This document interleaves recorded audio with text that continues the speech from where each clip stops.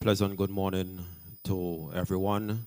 We are coming to you live from the office of the Leader of the Opposition. Good morning to the media, those of you listening via Star and WFM, many of you joining us across St. Vincent and the Grenadines and the wider world via the various social media platforms.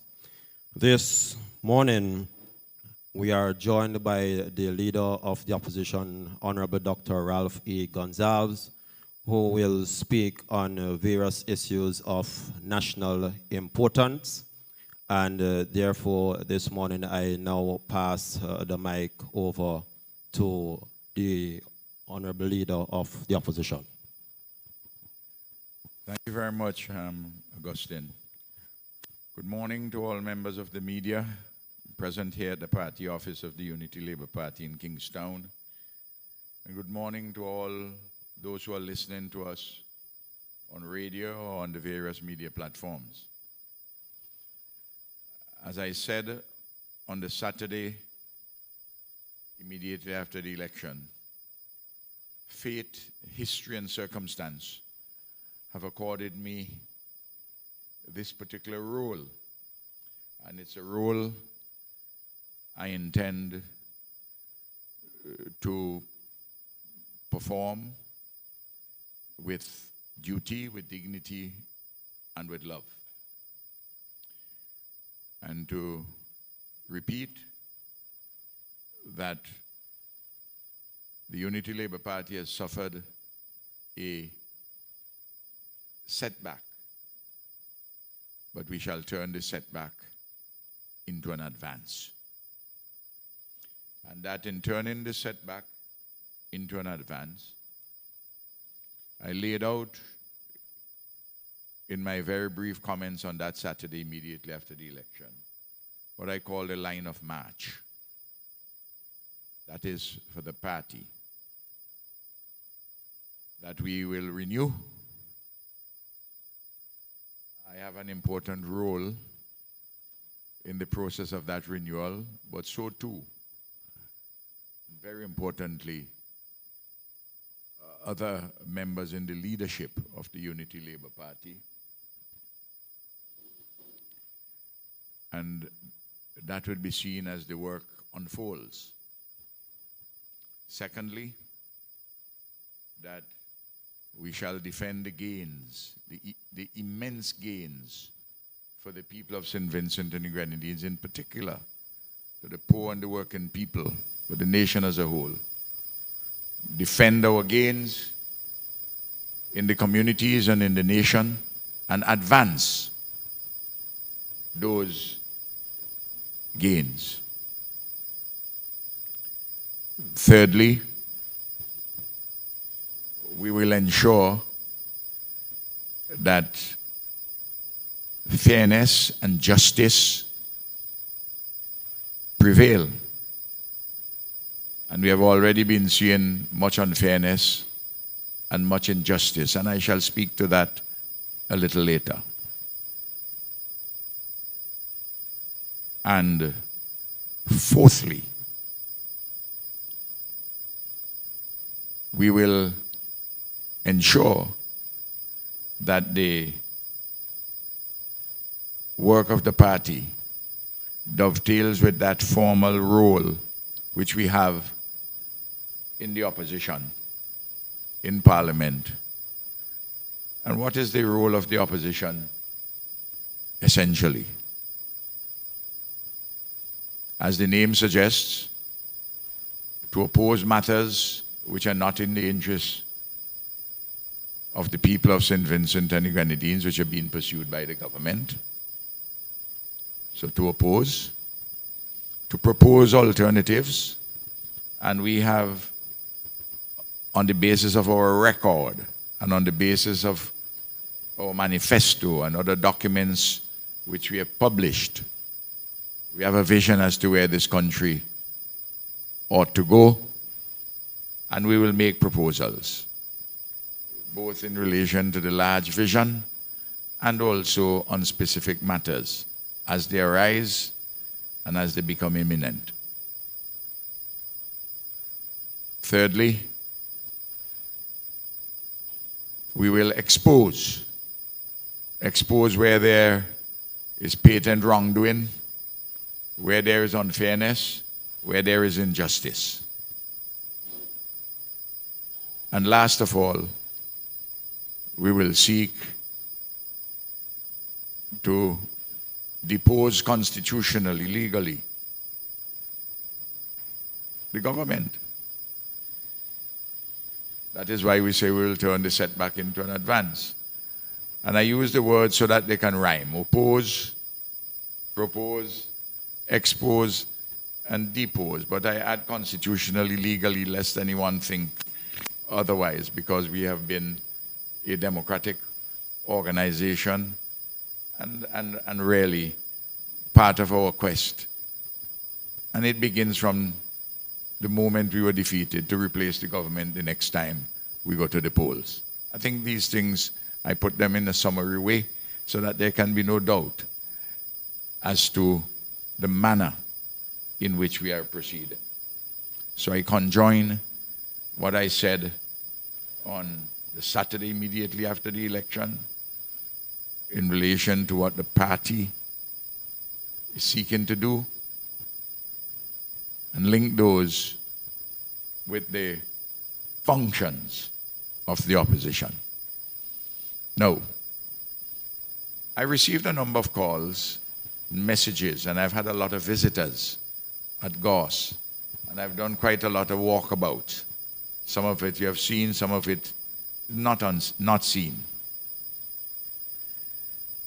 And I want to assure all the supporters of the Unity Labour Party, I want to assure all the people in St. Vincent and the Grenadines and across the region and globally that I am up to lead in this new task, this new role that I have.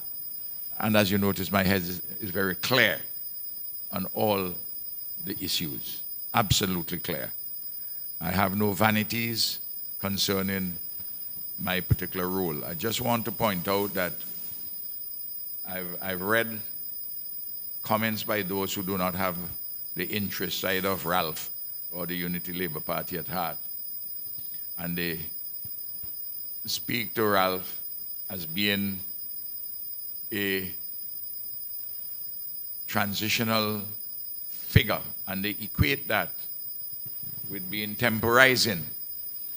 Well, if they know the English language properly, and if they have any idea of concepts both in theory and in their practical manifestation, they would know that you can transition to a higher plane and a deeper form of linkage with the people, and to regain the complete confidence of the bulk of the population, which is an entirely different matter than temporizing. Temporizing is marking time. And people confuse that with other concepts. I'm not about to mark time. And the party is not about to mark time. We're not going to just occupy the political crease. We are at the political crease to score runs, to extend the metaphor within the context of what I've just outlined, both for the party and the opposition itself, the parliamentary opposition. Now, there are several, I say all that preliminarily, there are several subjects which I want to touch on today, which are germane to the people and the people's welfare, the people's business. I want to say that in the 2 weeks or so since the elections,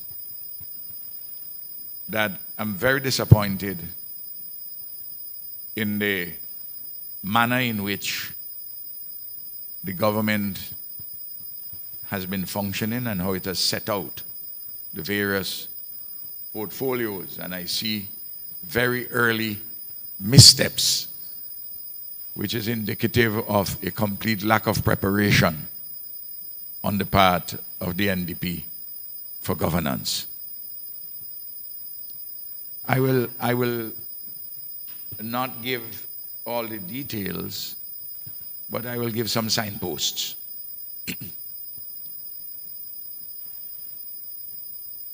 And I will make a comparison when I came to office. When I came to office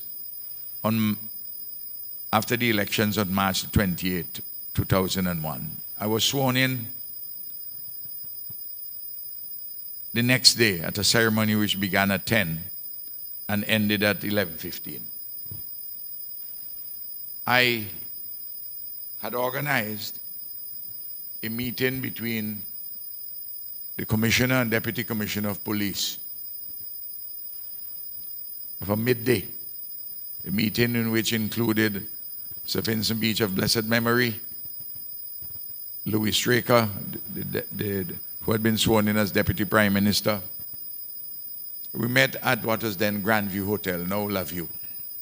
So my first order of business, in less than an hour of being sworn in, was to find out about the security situation. And before the end of that day, on Thursday, that's the next day after the elections, I had received reports either directly or indirectly about the airport, the seaport, Venlec,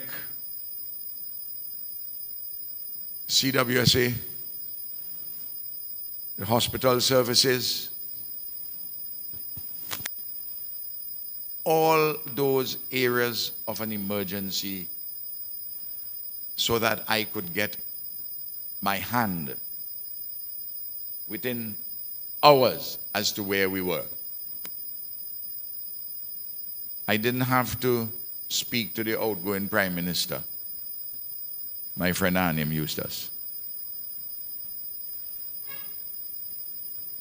I set about to deal with the matter through the institutions of the state. On the Friday when I turned up to work, for the first day,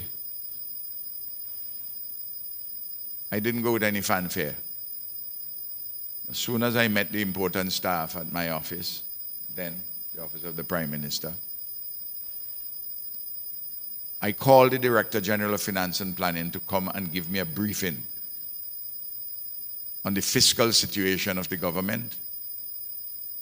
In fact, he said, Maurice Edwards, when I called him, he said, Prime Minister, I'm preparing a detailed report for you, which I want to give you on Monday. I said, no. I want to know today. Give me an oral summary. We can have a further conversation on Monday. So before the weekend, I had a handle as to what was taking place. Very proactive. And I had been following what had been taking place because I had been in the opposition for some time. Now, the importance of what I'm saying to you here connects with two things which have caused angst and pain and loss for our country. The manner in which the Christmas Road program was rolled out and the downgrading of the Argyle International Airport in respect of the receipt of Virgin Atlantic.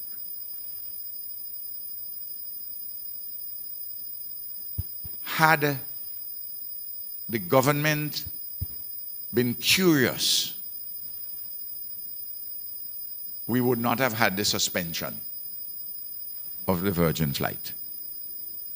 Let me explain. For 3 months or so, this matter had been in the news. I spoke about it. The Chief Executive Officer of the Argyle International Airport spoke about it. And we indicated what we are doing short term and what we propose doing in the medium and longer term. We fixed on an ongoing basis, every 7 days, every 10 days, when Virgin lands and there's a problem, we sort it out with promptitude. We got some Cuban professionals to come. We got some consultants from Europe. I myself met them.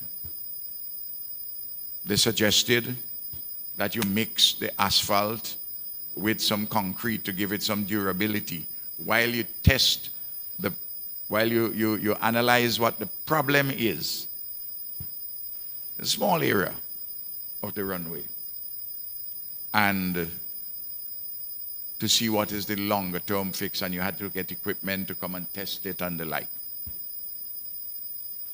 To keep as minister responsible for the airports, because I was the minister responsible for the airport. I was in touch several times a week with Ian Singh of DIPCON. Why? DIPCON has the only asphalt plant in the country which can do the work. There's the one for the Deans, but that doesn't produce the asphalt of the particular quality. So clearly, if there's only one provider, it is important at the highest level you be in touch with that provider, not through any intermediary. And I will keep in touch with the CEO of AIA on an ongoing basis, daily, as to what was taking place. And naturally, DIPCON would have other jobs doing. And you have to know what is the condition. Sometimes the airport would say to me, Prime Minister, you need to talk to Ian Singh for me, because we ask him, but he says he has to do this and so on, and then I will call Ian. Sometimes Ian, the oil which is coming in, which you have to use to mix with the asphalt, to mix with the aggregate, to get the asphalt. You have to facilitate its swift movement through the port and the customs. I'm talking about being curious as a leader and being on top of something. You would have heard me repeatedly during the election campaign say, and before that, and you heard me in Parliament, that in countries as small as ours, with limitations in private sector and public sector capacity, the margin for error for countries like ours is very small. And leadership has to minimize the extent of error. But what transpired there? You won the election on Thursday night. That's the 27th. You have the 28th, the 29th, the 30th of November. 1st, 2nd, 3rd, 4th, 5th, 6th, 7th. Sunday the 7th. 10 days. And that's the first time you're knowing that you have a problem at the airport runway. You get the point I'm making? I hope the public gets the point I'm making. You never should have had a cancellation. I know that DIPCON's equipment broke down on the Saturday. But you should not have left it that tightly if you were curious. Could have been done on the Friday. Unlikely that it could have been done on the Thursday, because that is the day when DIPCON cleans down his equipment. I knew the date. I hope the people get in the point that I'm talking about the necessity to be curious. This is This is before you reach any point about vision and implementation of any policy. Just the matter of being curious. So I give that example. Now,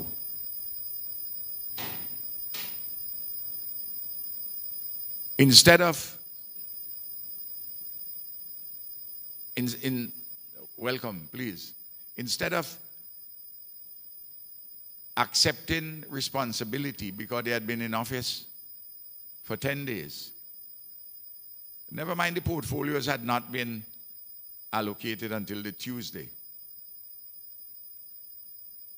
But Mr. Terence Oliver was allocated the portfolio of airport development on Tuesday evening. And so he must have known that he was going to get that portfolio. Tuesday, Wednesday, Thursday, Friday, Saturday, Sunday. 6 days. A complete lack of curiosity there, and also at the level of the Prime Minister. Creating an embarrassing situation and one of loss. And one of questions raised which ought not to have been raised. And you notice that the matter was sorted out the next day because DIPCON equipment got up back to speed and everything in the sort. Because there is as I outlined before, there's no mystery. There was a short-term solution, what you've been doing and what you're preparing to do longer term. It's only a crisis if you do not have the curiosity and understand what is happening. But if there's a problem, and you know the extent of the problem, and you have a solution, it's not a crisis. But what did the government do? Rather than accept responsibility, they say it's Ralph's fault. But I was out of office for 10 days. The real test is this. How come that's when this problem arose, 3 months, that on not one single occasion was a flight missed? You can involve yourself in Stalinist denials, but you can't change the historical record. You can't alter it. Similarly,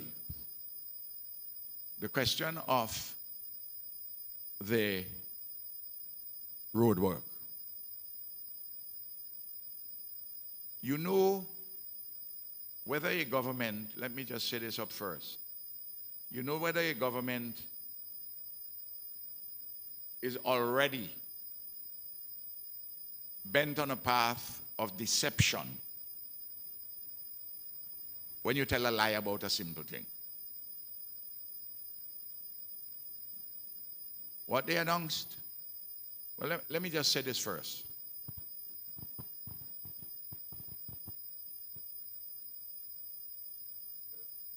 Nature Stevenson was made minister on Tuesday night for works.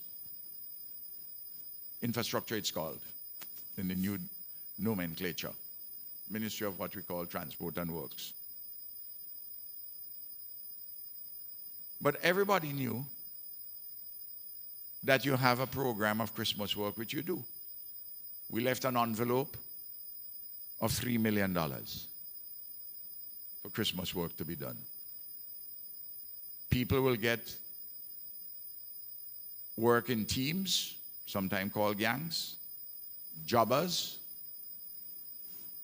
particular jobs, small contracts, and truckers. That's what the road work consists of. It's not an employment creation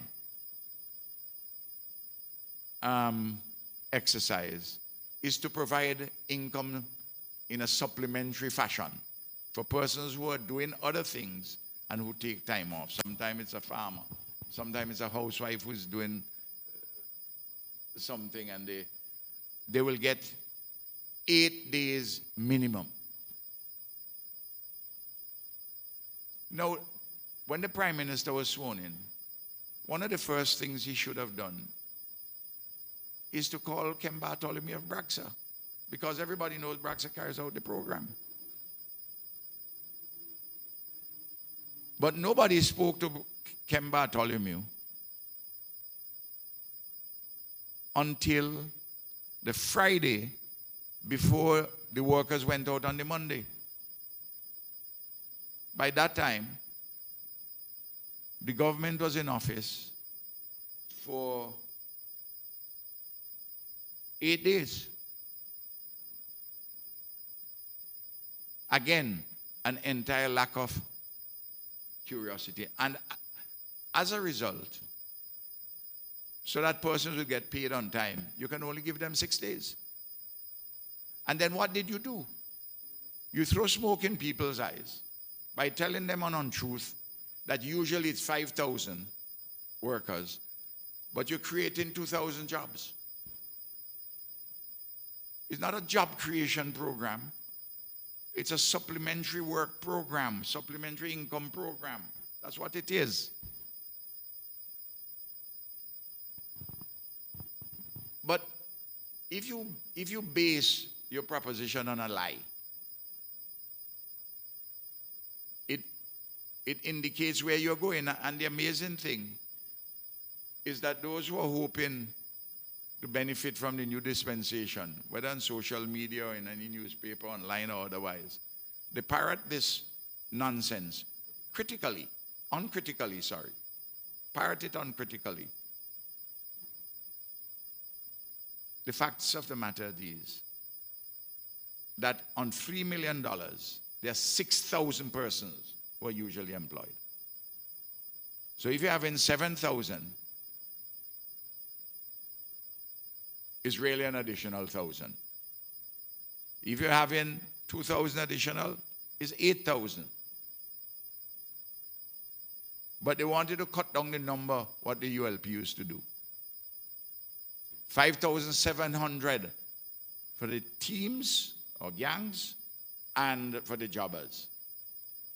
And you hire 100 truckers, and each trucker has between 2 to 3 persons working on them. That's why you reach 6,000. These are the unvarnished facts.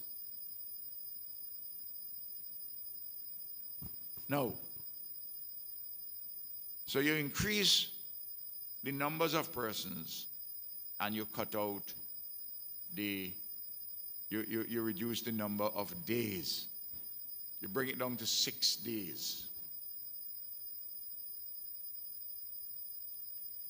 People are asking that question, why did you take so long?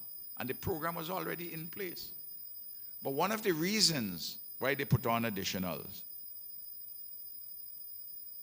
when they met Braxa on the Friday,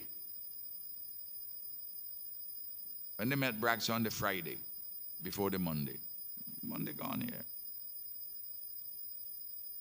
they said they needed these extra workers. They would cut down the number of days but increase the numbers. Braxa has no machinery on Saturday and Sunday to bring 1,000 or 1,500 or 2,000 workers additional. So they would have told the Braxa people, never mind that. We will use our NDP party machinery and bring people.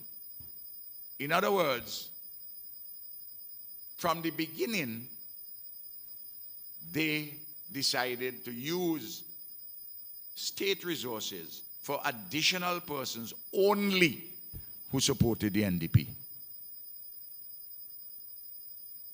I just want to give people in detail how these things function.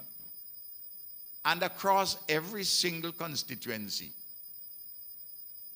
the representative for the NDP in the constituencies and the man whom I ran against, who ran against me in North Central, those 15 individuals went about and got team leaders, handpicked NDP persons to select for each group 9 other NDP persons, because each group Each team or gang consists of 10. The leader and a timekeeper, plus 8 workers. So I want everybody to understand what has happened from the very beginning. I want to tell you this. As Prime Minister for nearly 25 years, in the constituency of North Central Windward, I have never recruited one person to work on the road, nor indeed went about to get a quote-unquote team or gang leader. Never did. The people in Bragsa, before Bragsa, JESCO, the Ministry of Works, they're the ones who did those selections on the ground.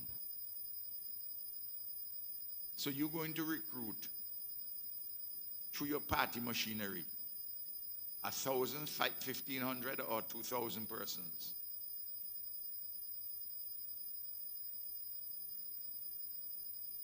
Who's going to get a job for $50 a day?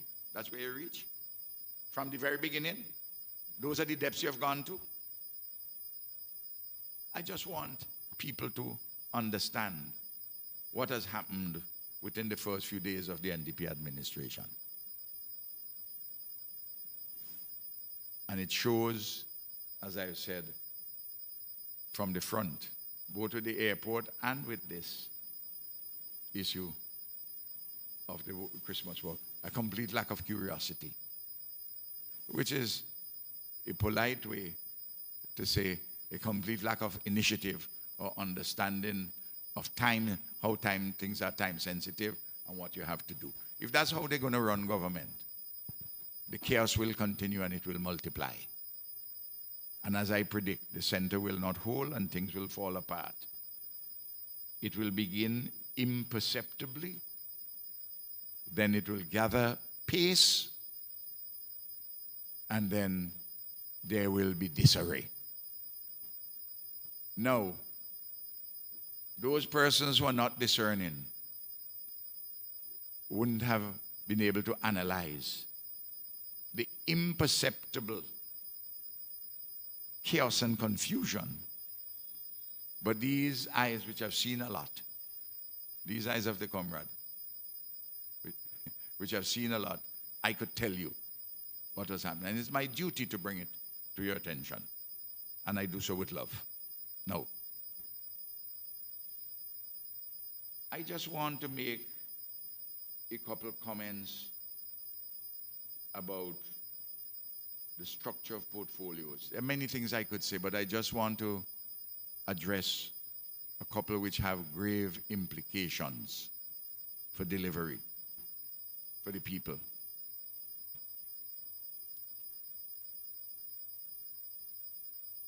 First, if you look at the allocation of portfolios, you would see several itsy-bitsy ministries. Itsy-bitsy. That's the best way in which I was looking for a word in the dictionary which can concisely represent it to the people. But I thought our Caribbean, our Vincentian colloquial language, that's an itsy-bitsy thing. You divide a coherent ministry, which is the soul of the government. And you have heard me on this. The soul of the government are the portfolios in the Ministry of National Mobilization or Social Development, either two. If the head of the government is in the Ministry of Finance, in the sense the source for the provision of the funds, the soul to keep things together, public assistance, social welfare of one kind or another, the family, persons with disabilities, and so on and so forth, all the various, child care, the matter of the program for protection of women and girls, and young boys too, for those who are taking care of children in foster care and all of those things, they constitute a unified whole. And the whole of those things is more than a summation of the individual parts. But what did this NDP do? They chop it up in bits and pieces. And it is a recipe for total confusion. And having chopped it up in bits and pieces and give two persons, the two ladies, the two ministers, itsy bitsy ministries for the vital portfolio area of disaster preparedness and management. They tack it on to Chevron John, her ministry.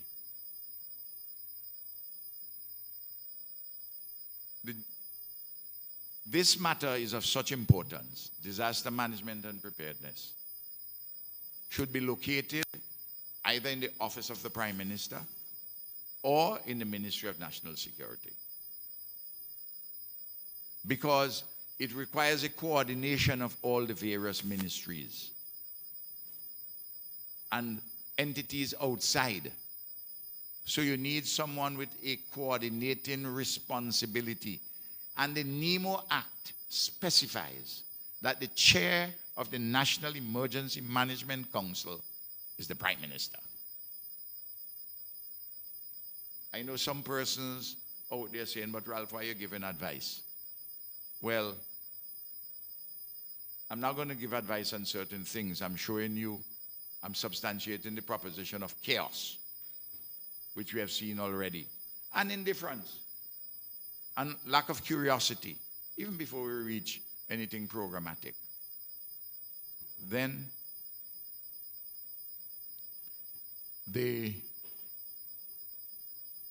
if you notice, they put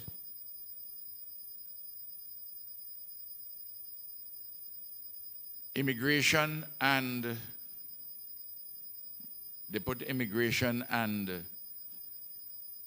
matters concerning residencies and citizenship, but not CBI in the Ministry of National Security under Leacock.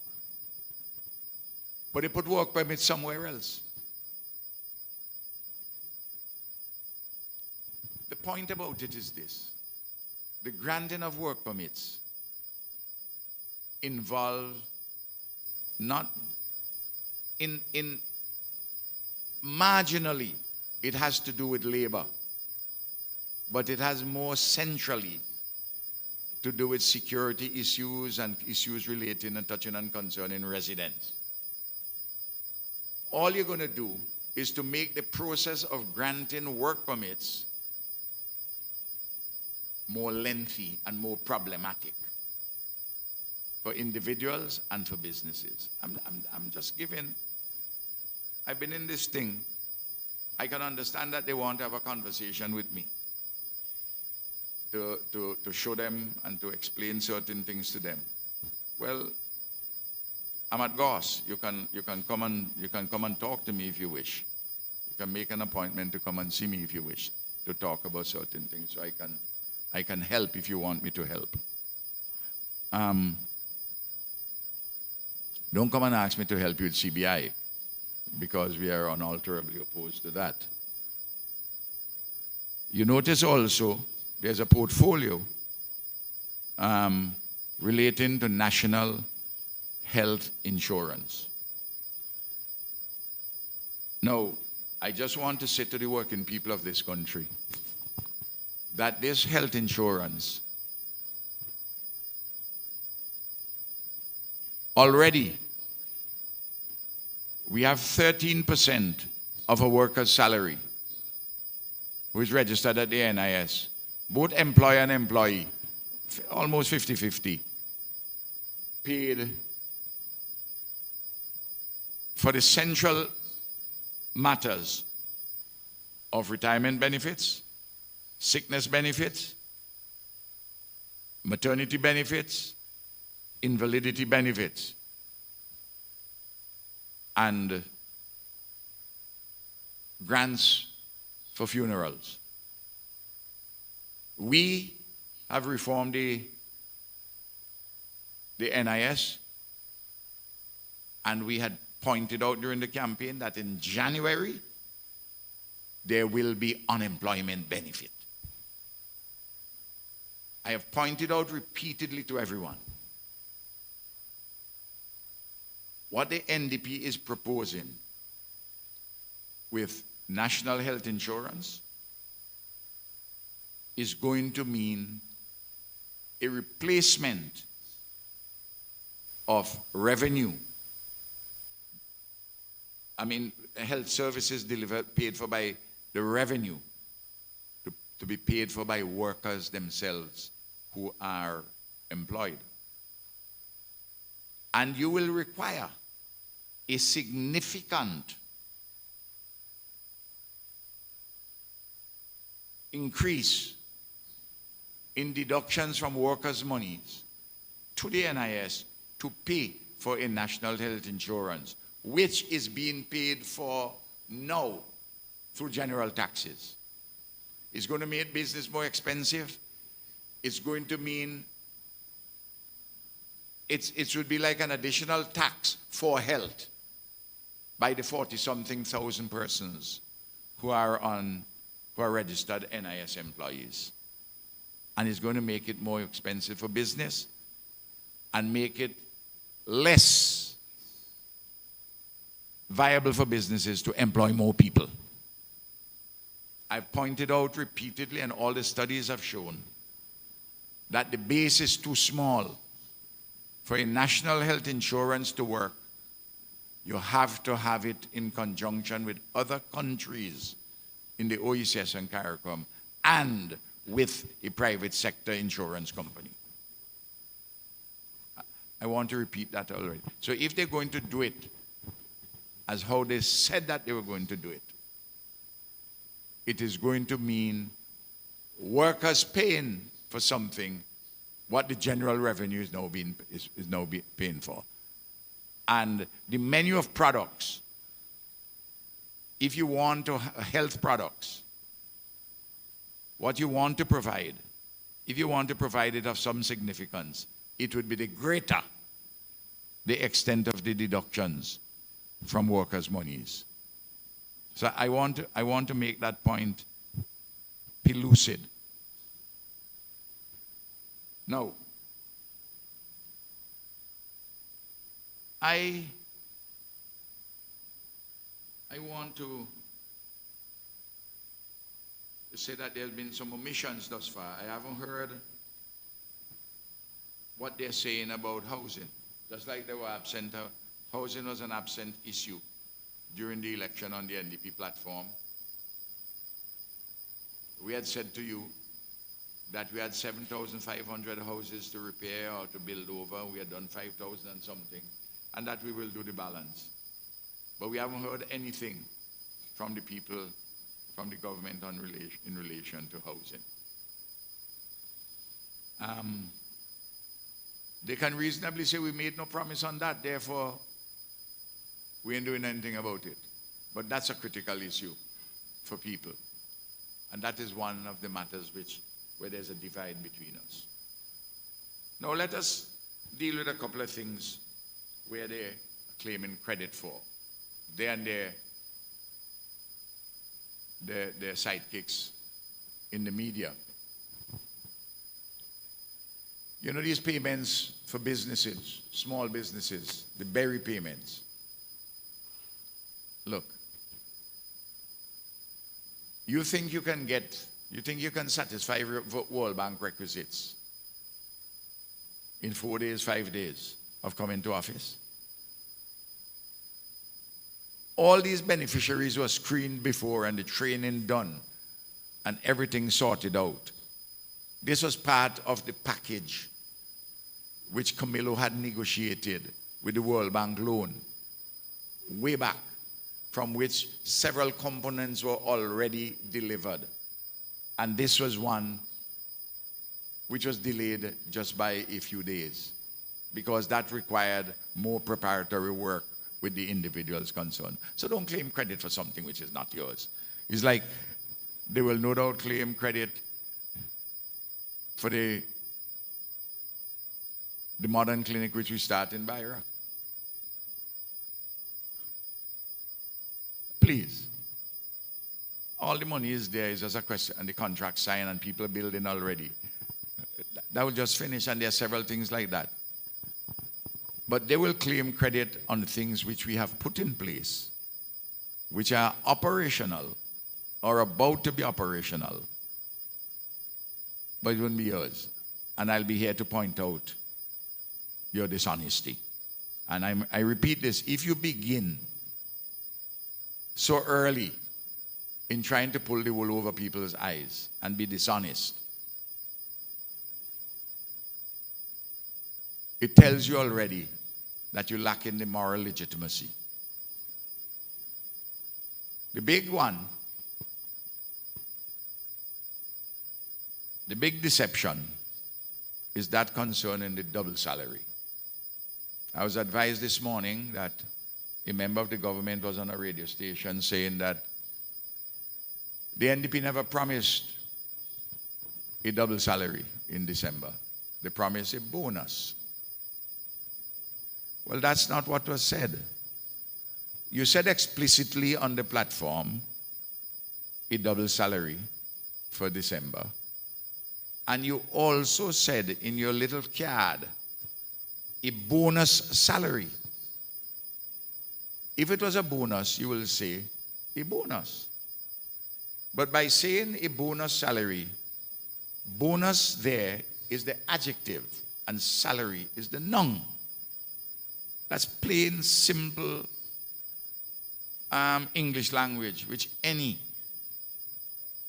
grade 5, grade 6 student knows. And the teachers should be teaching that. What is the adjective and what is the noun? The NDP promised the bonus salary. Analyze and pass. Yeah? Now, they are saying no, it's a bonus. In fact, when I announced in the Independence Day speech on the 27th of October at Arnesville playing field, the Christmas cola for public servants, they scoffed at it. They said, no, we are giving a salary. Because the Christmas cola paid in your November salary was for 3 months at 3% for 3 months. That is why persons were calculating approximation. A 10% of your salary. 10% of your November salary. It's 9, but persons, so that a principal in a secondary school or principal in a primary school, because the salaries are almost similar now, but the principal in a secondary school who will get in $6,000 something a month would have gotten $600 plus for their Christmas cola. And they say, no, we are getting a salary, a bonus salary. Is the average bonus which they were now going to pay more than the Christmas cola? Huh? So if you are so deceptive to people, how are you going to regain trust? So you're breaking the trust so early in the day? Secondly, the issue of the VAT-free day.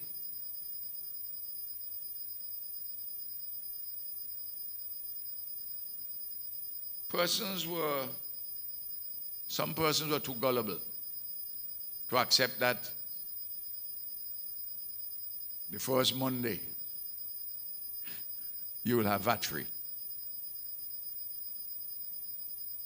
Anybody who gave it a moment's thought, rather than being consumed with some desire to believe anything you want to believe, would know that that was not on the cards. And I pointed that out. So you put it to the 19th of December. And I had pointed out on the platform that VAT-free days are stuffed with problems, both in their implementation and in their scope. That's the experience in Barbados when they had it. I think St. Lucia had it once too, and that's the experience. So what have they done? They have delivered a VAT-free day, and you'll see it on the 19th, on the basis where you can only conclude that the primary beneficiaries of the VAT-free day are the upper middle class. And I'll explain why. Their focus was on what is going to happen for the food prices. And I was at pains to point out that the bulk of the items that people are purchasing at the supermarket are already zero rated. In other words, are already VAT-free. And when they mentioned electricity, I said only 12% or thereabouts of the people who consume electricity pay VAT, because the first 250 units per month, you do not pay any VAT on it. That's what we instituted.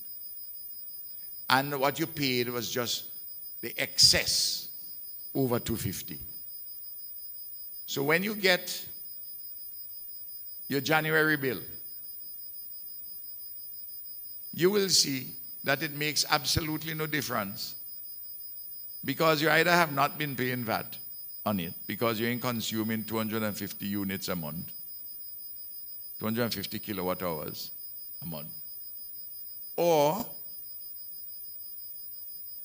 it is so minuscule, maybe you consume 260 units and therefore you pay $1, $2. I mean, the thing is so minimal. The only people who will save something for it completely VAT-free are largely the upper middle class and the rich, who have more facilities, including air conditioning going all the time in their homes, or some poor homes where they buy, where their families send some $100 fridge and deep freeze for them from America, which guzzling a lot of electricity, which you shouldn't buy at all. But the records show that only 12% or so of the persons paid VAT on electricity. But let us come now to this VAT-free day. Hear me this and hear me well. You go into the supermarket, they give you the impression that if you spend $200, you will save $32, $16% on the VAT. You will save you save $16 on every 100, $32. But that's not so. You may save $5 because you're going to buy the chicken parts, you're going to buy the wings, you're going to buy the tank and back, you're going to do the same thing with turkey. You're going to buy the lentil, you're going to buy some of the canned stuff. All those are already zero rated. All of them zero rated. So it's only when you go outside of that range that you will see what you see. And people will see that on the day. People will see that on the day. The people who are going to save money are those who have the cash to go and buy cash. Fridge, stove, deep freeze, stereo set, lots of Christmas liquor, because they're allowing the thing to go for no Christmas liquor. Liquor, the document I saw issued. So, but you, the poor person, or the struggling middle class worker, who you don't have the money, you have to go buy coats, or buy Singer, or buy OT, or one of their dealers to do hire purchase. They say, no hire purchase. So persons who bought this lie during the election, so, boy, okay, I'm going to buy coats, I'm going to buy this thing, I go get 16% off of this thing. This is really because I want a fridge. If you begin in dishonesty, what you expect the result is going to be.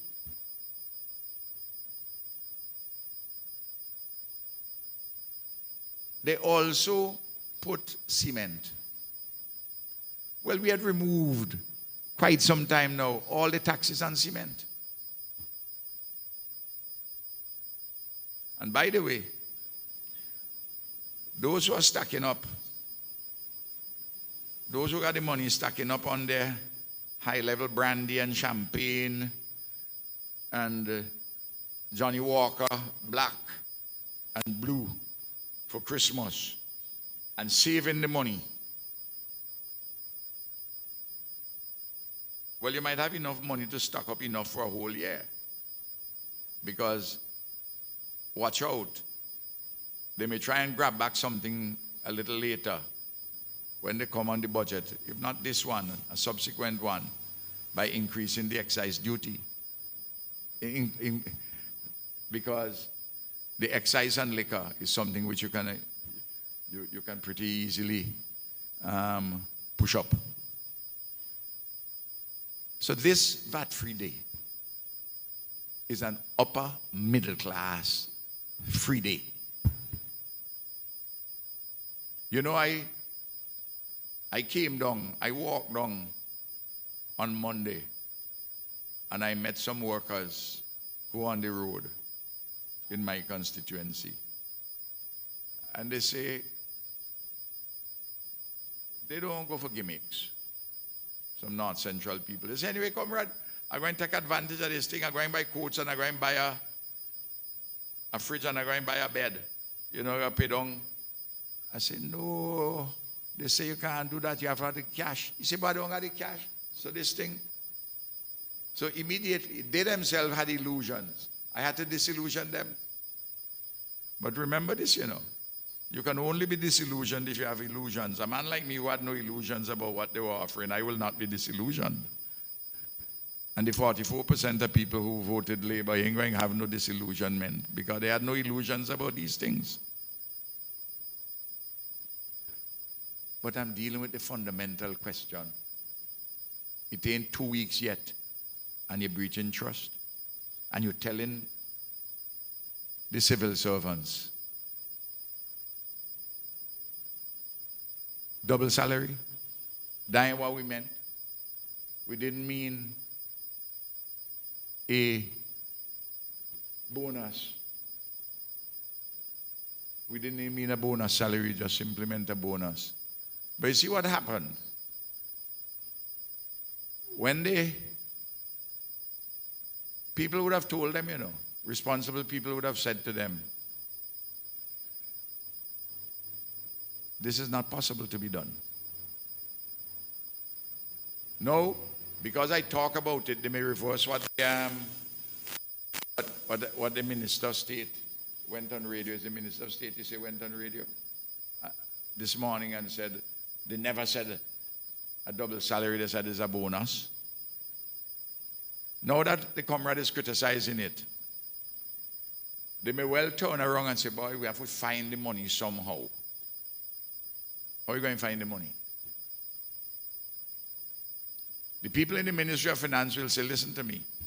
There are limits to which you can pluck the chicken, both on the revenue side and the expenditure side. To use Arnim's famous question, find it from where? The ministry officials will tell them that, Even officials in the Ministry of Finance who may be sympathetic to them, because some are. And that's fair enough. I mean, people have their own preferences. But it's the deception and the lack of trust. No. Something which is happening, something very dark, something unacceptable, something unvincential. Only people whose trademark, whose DNA, they're embedded in bile, anger, hatred. The bullying which is taking place online and on the radio stations, and no of worthy sons and daughters of our Caribbean civilization, the Vincentian component, hard-working public servants, they are being introduced. And I'll give examples. They are being cursed left, right, and center. They feel that the laws of defamation don't apply to them. They are committing criminal offenses online. They're tearing people apart. And nobody from the government is exercising leadership. So what you have platitudes issued by Friday and Leacock. What we must have is kumbaya. Let's not have, the elections are over, let us move as one nation. That is outside one side of the mouth. Then another side of the mouth, you will hear Leacock saying, but only if you behave responsibly. Responsibly as obviously defined by him. No. Nobody is coming out and saying, this is unacceptable. I recall in 2001, you didn't have the extent of, you didn't have the online what you have now. But I remember well, at the opening day of Parliament, some of our supporters, when my friend Arnim went into his vehicle, went at him and shouting at him, and even, I believe, shook the vehicle.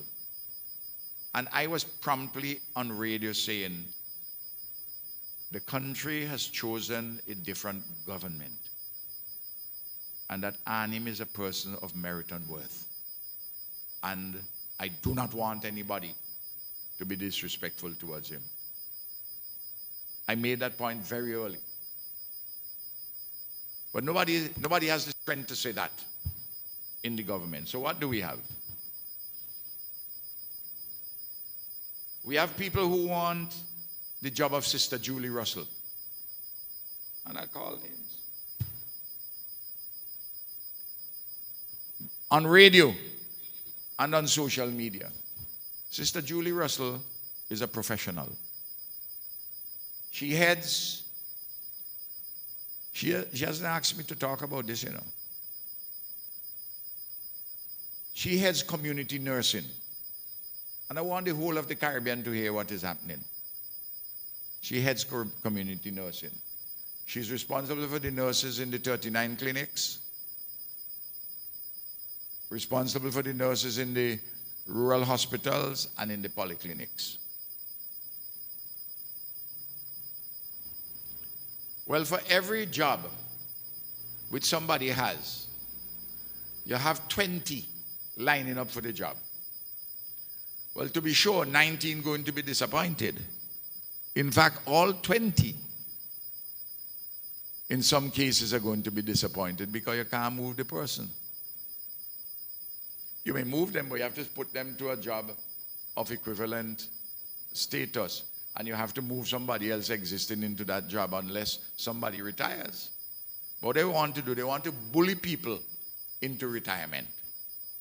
And people who want Sister Julie Russell's job are on radio, are on social media. I don't go on the social media, I don't listen to the radio, but I receive the reports. Because I have to use my time very well. Get the reports. And these reports reveal a level of bile and hatred and just simply worthlessness, which is just incredible. I haven't heard the Christian Council say anything, you know. Maybe they don't know. Well, maybe they may hear a report on this.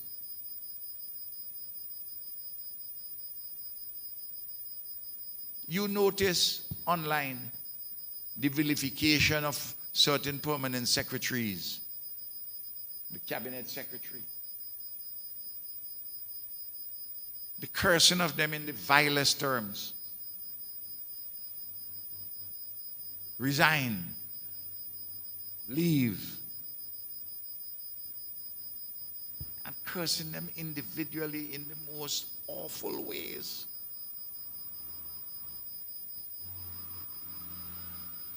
Then, the head of the PSU,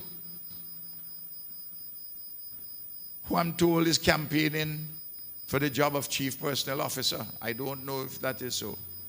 Boucher can confirm or deny that. Because one day I am told that when he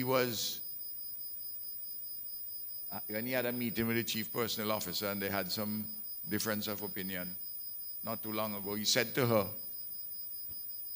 "You're sitting down in the seat which is mine." So the public servants will now understand.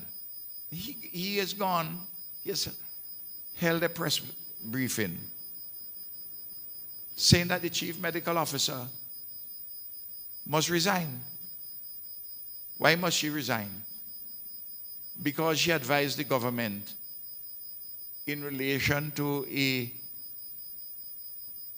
program, a targeted program, a specific program narrowly designed in accordance with what her professional judgment is and was, and in accord with the advice of the Caribbean Public Health Agency and the WHO. But I want to read for you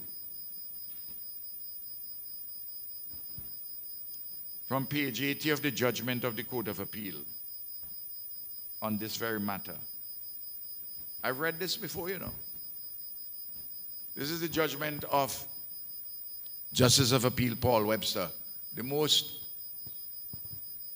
experienced one on the panel, which delivered a 2-1 judgment in favor of the government and reversed the anti-vax judgment of the High Court judge. This is what Justice of Appeal Paul Webster said. "My overall conclusion is that it is unfortunate that the actions of the employees resulted in their deemed resignations from their employment. However, the government was faced with a drastic crisis of unprecedented proportions that was causing significant health issues and loss of life. Measures had to be taken to address the situation. In the circumstances that were prevailing during the pandemic, the measures that were taken were not disproportionate, unconstitutional, not ultra-vires or not procedurally unfair. Those who chose to not comply, no matter how conscientious their objections, had to deal with the consequences of their non-compliance. So Boucher, you will want Paul Webster to resign as a Court of Appeal judge because he expresses a view different to yours? And what is going to happen? You're calling on Friday for the government not to defend the appeal? Or that he's going to compromise it and give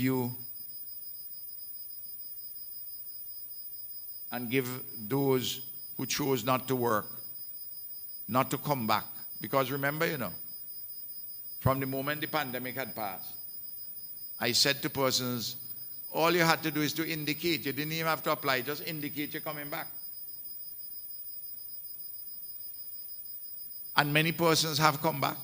Some have subsequently retired, and they are getting their pensions. But what they want from the NDP government is back pay for the period they work, which back of the envelope will amount to about $60 million, back of the envelope calculation, which everybody in this country will have to pay. And they may go and settle it for a number less than that, but not hear the Privy Council decide. That's what they want, They don't want this to go to the Privy Council, And of course, the lawyers for the appellants are salivating because in any settlement, their fees would be somewhere between $500,000 and $1 million, you see. I just want to tell people what to expect. Remember, it's just 2 weeks, and many things what I told you is already unfolding. They say, comrade, see wrong corner.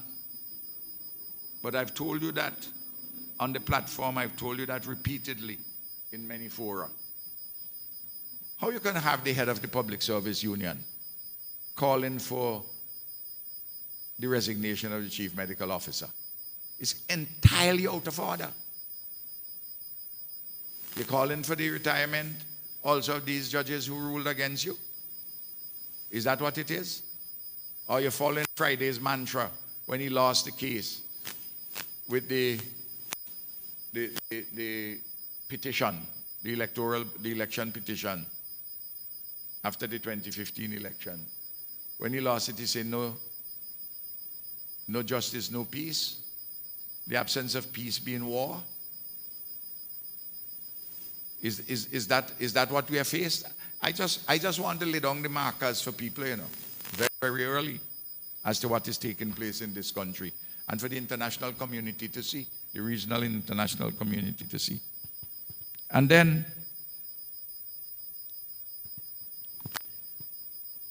ordinary people are losing their jobs already.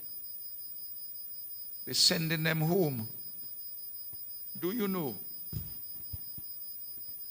that the domestic workers at the Prime Minister's residence were locked out of the residence? The first in relation to workers of the NDP government is to lock workers out from their place of work.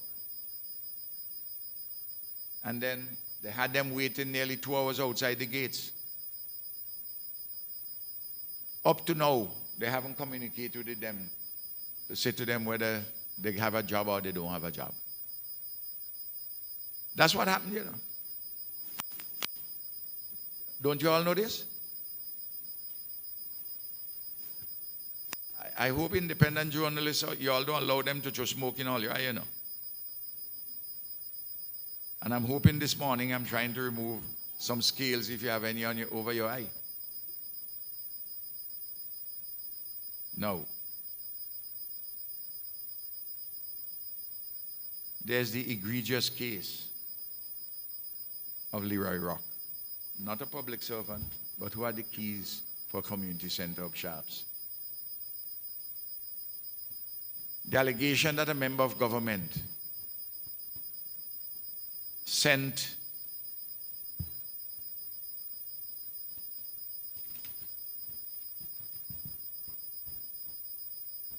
the police for the keys, which resulted in Mr. Rock being detained and beaten up by the police. His medical report here, which I have in front of me, right shoulder, tender on palpation, limited range of motion, unable to lift arm above head or behind back. Now, there's swelling. See. I hope that Mr. Rock takes this matter seriously and goes to his lawyer to deal with this matter. This is already happening, you know.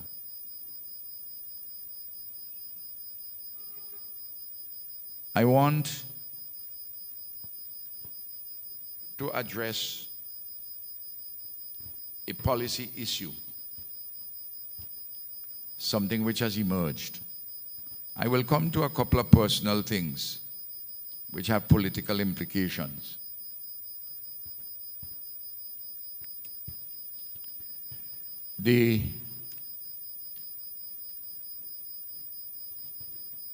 Have you all seen this news story? United Kingdom strips Nauru, N-A-U-R-U. It's a Pacific island, a smaller country, of visa-free access over new citizenship program. This last year, Nauru instituted a citizenship by investment program. The selling of passports, selling of citizenship. And the European Union had already acted by denying them Schengen visa waiver. But this is what this news story says. The United Kingdom has imposed visa requirements on Nauru nationals, effective 1500 Greenwich Mean Time on December the 9th, citing the Pacific Nation Citizenship by Investment Program as an unsustainable border security risk. Mike Tapp, Parliamentary Undersecretary for Migration and Citizenship, announced the measure in a written statement to Parliament, describing, this is in the UK, describing the practice of granting citizenship through investment as, quote, inherently high risk. The very granting of it, the British consider to be inherently high risk. And one that, quotes, allows individuals access to a new identity with minimal ties to the issuing jurisdiction, unquote. I've raised these matters before. I told you in the election campaign about the decision taken on November the 17th by the European Council.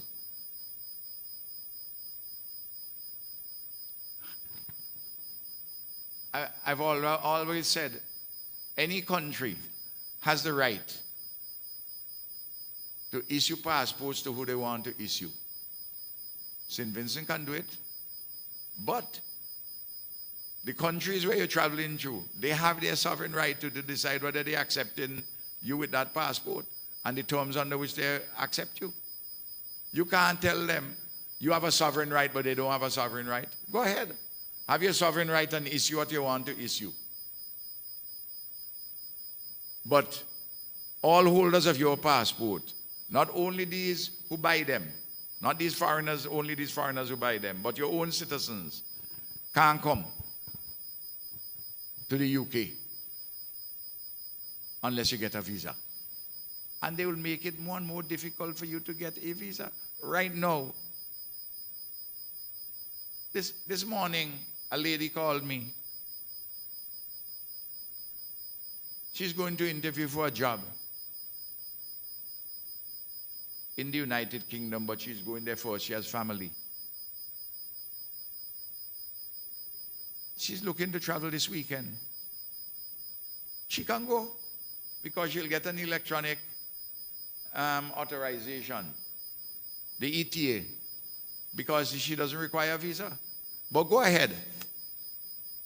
Go ahead and sell your passport and sell your citizenship. See if you don't end up as what happened now with Nauru and other countries, Vanuatu, and unfortunately Dominica in 2023. Nauru gave the same assurances what Friday and Leacock given, you know.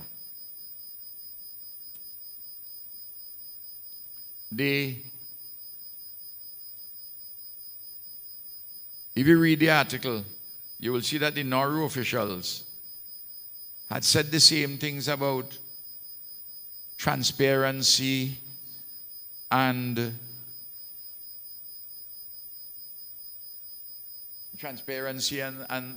integrity. In fact,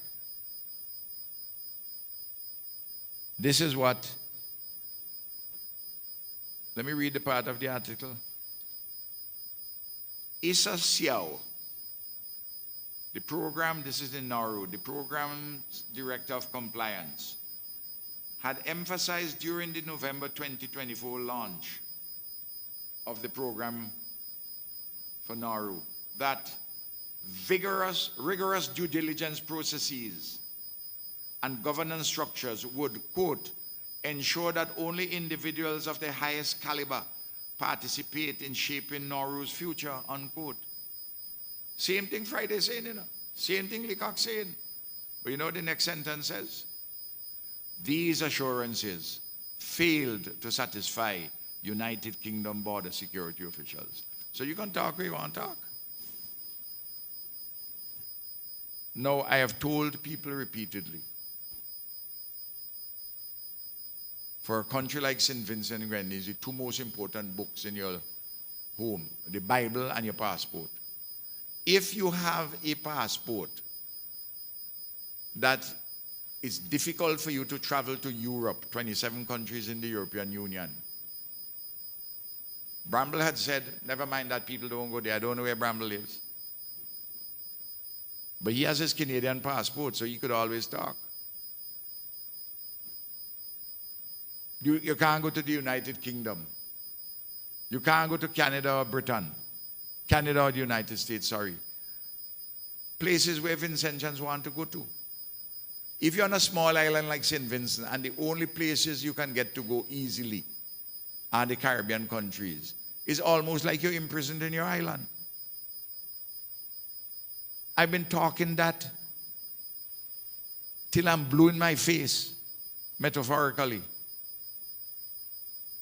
And some people ain't understanding what I'm saying. And I'm telling you that once you get on a CBI program, selling passports and you get money, it's like you become addicted like a cocaine addict. You can't come off. St. Kitts Nevis is now trying to come off under the enlightened leadership of the current Prime Minister. So to other countries in the Caribbean. Why do you think Barbados doesn't do it? Why do you think Bahamas don't do it? And St. Vincent, we have built, you go online, this government has built the St. Vincent passport to be one of the best in the world. They say it's the 31st. Some people say it's the 31st. Some lists I've seen, and I saw another one say 22nd. Best passport in the world. You're going to make it go down to 100 and something, like Zimbabwe and Afghanistan. That's where you want to go. Because that's where it would lead inexorably, you know. Not immediately. All I can do is to give you my advice and my wisdom. I'm not in this business to become Prime Minister again, you know. I am here to give you the advice, the public the advice. A country, a region which I've dedicated my entire life for. Now,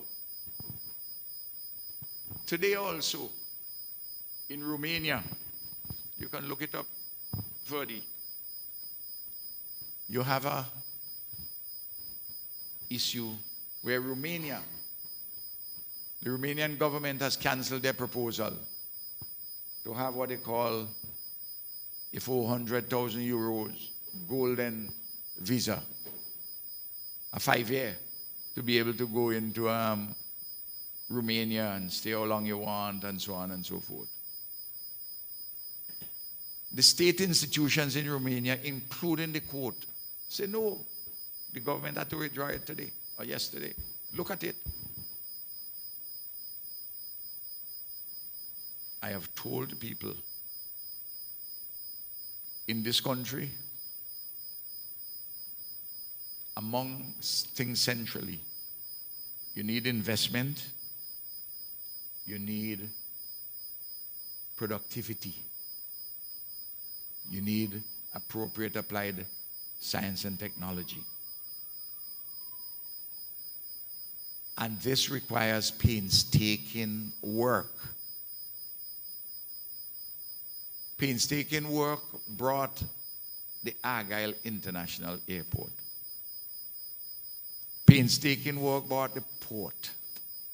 I'm just giving 2 examples.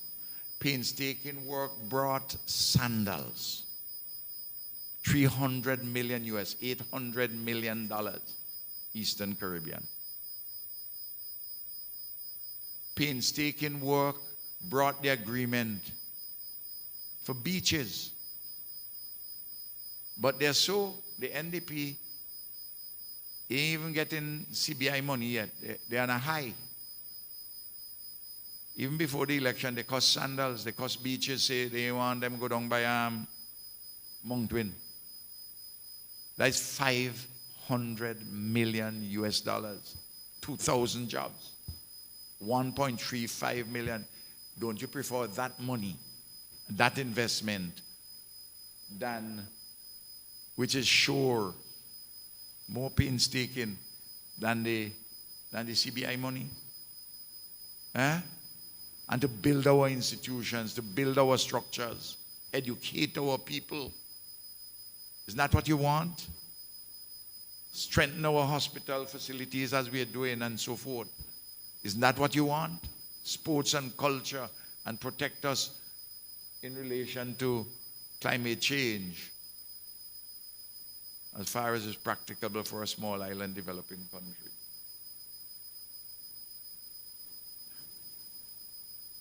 The people will learn the lesson a painful way. It is my duty to expose in love what's happening. Now, I want to turn to a couple matters which I understand there's been a lot of commentary about. And I understand, I didn't hear Sinclair Leacock, but I saw a report on his speech, on his presentation on a radio station about the security arrangements for the former Prime Minister, meaning Ralph. And he made a number of inaccurate statements. I'm not going to rebut in detail those inaccurate statements as reported. Please bear with me for a few minutes. Let me give you the genesis of this question of treatment of former prime ministers and former governors general. And I want you to hear me clearly, and I want the public to hear me, because there's a presentation, there's a narrative by the government, supported by a handful of crazies, that Ralph never did anything for Mitchell or Eustace. So why you want this treatment now? Shortly after I came to office as Prime Minister in 2001, I received a letter from Sir James requesting duty-free concession on a vehicle which he was purchasing from overseas. He wanted the usual concessions, 75% that exists for parliamentarians. There were no rules left. None had been left about what to do with former parliamentarians, including a former Prime Minister. So I called Sir James and said to him, go ahead and order your vehicle. You will get the concession. I said, but I'm going to set up a committee to look at what conditions should be attached in respect of courtesies and privileges for former prime ministers and former governors general. I set up such a committee. The cabinet did. I went to cabinet. And that committee consisted of a former permanent secretary in the Ministry of Foreign Affairs, Mr. John. I think he was from the Stubbs, Cedars area. The committee included Sims Martin, former distinguished public servant, and of course, Morris Edwards, the Director General of Finance and Planning. And they submitted a report where we accepted the report. And indeed, over time, I extended the offerings. As Prime Minister, I extended the offerings. What were these in a nutshell? That a former Prime Minister, former Governor General will get appropriate security and a driver.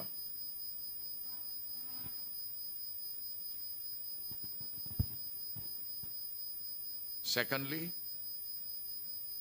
that they will have, of course, continue to have their diplomatic passport, the holder of that office and the spouse, have reasonable medical expenses paid.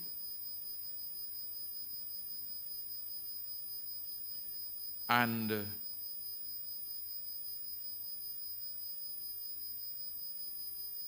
they will be, upon their death, they will be entitled to a state funeral with all expenses paid for by the government. One or two other things. But those were the major headlines. I accepted those things.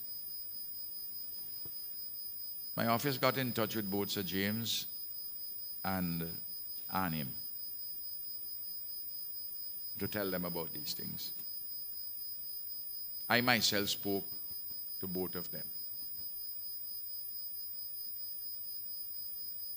Sir James said that in Beckway, he doesn't really need any, he gets concession for his vehicle, he could drive himself about, he has limited movements there, he doesn't really need the security. In any case, he said, listen man, I want my privacy a lot. I don't want too many people around me. You know, that kind of way. And that's how it was. And then he and I used to talk from time to time. And one day he complained. He said, Ralph, when I come to town, is the congestion now and when I'm buying things. I said, but why are you so stubborn? Let me tell the commissioner that he'll get in touch with you, assign someone who is a point person whom you could contact when you're coming, and where a vehicle will be provided, driver, security, whatever you want. And they worked that out to their satisfaction. I've been advised that most of the times when Sir James came, he made use of it, particularly later on in his life. Sometimes he will come and have other people pick him up as he wished, but it was offered.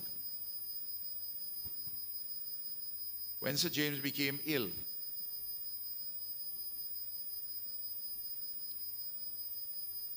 all the expenses were paid for by the government, and I approved. And of course, he had a state funeral, which is right and proper.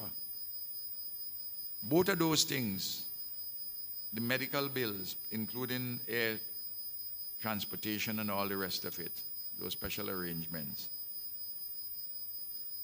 and the funeral with everything, came up to about in the region of close to $500,000. So I don't know why they want to paint Ralph as this ogre. It's painful for me having to talk about this. But I have to defend myself and against the meanness to which I am now being subjected. No. In the case of my brother Anim,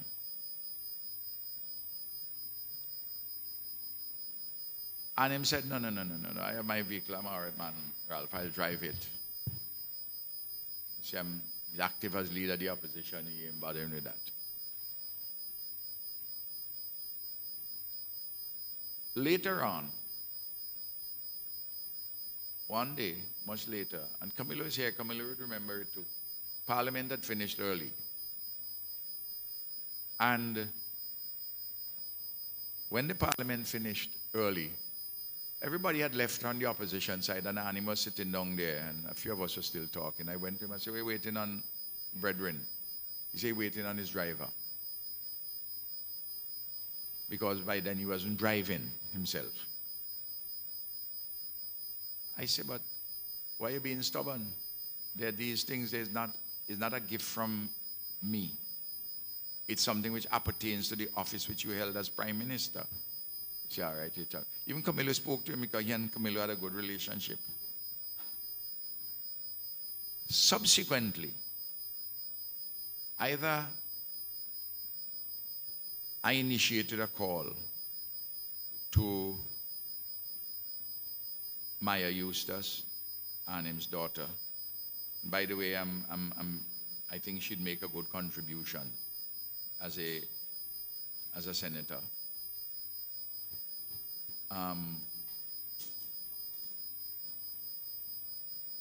Either I initiated the call on information which came to me, or she initiated it. Anyway, the long and short of it is that I reiterated this, what I've just stated. And the security and driver were offered.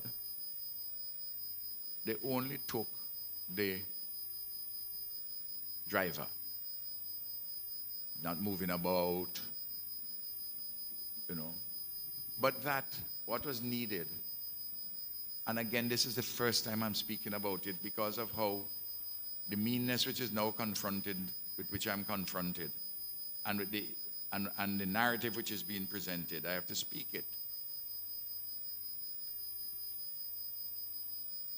And don't ask, you can have this verified from the current cabinet secretary, or you can go and ask the family, the Eustace family. He needed, because his health had deteriorated, he needed nursing care. Ample nursing care. Comprehensive nursing care. I'm not sure whether it is 24 hours, but it is very comprehensive nursing care. I myself called the chief medical officer, Dr. Keza Beach, to inquire whether a regime can be put in place. And she said, no, that we'll have to do that privately because it would be too many nurses and they have a shortage already. But that nurses who have their time off, they have groups of them who provide private nursing care. I put it in the hands of the cabinet secretary. This is at least 3 years ago. The CABSEC came to me, having gotten the agreement with these nurses. She said to me, Prime Minister, we have it and the service can be provided, but it's expensive. $15,000 a month, $180,000 a year. I approved it.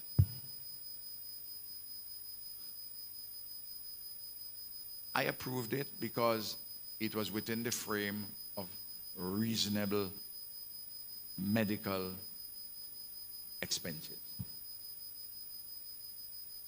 I approved it, and it's only when I signed the special warrant that I informed the cabinet. Because that was a detail in a decision which had already been agreed upon. Provide reasonable care for a former Prime Minister. Because they all emanated from the original discussion which I've just pointed about shortly after I came to office.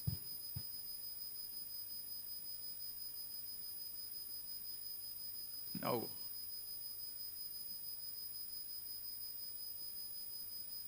if Sir James and Anim did not accept the compliment of a driver and security appropriate to the circumstance, that's their decision. But I am not asking for more than what was offered. And in addition, I'm saying to you that currently, and for some 3 years now, 3 years or so, they can find a date. You all inquire and you all can go and ask. I don't have the documents in front of me. But it's $15,000 a month. I know this will come as a surprise to many persons.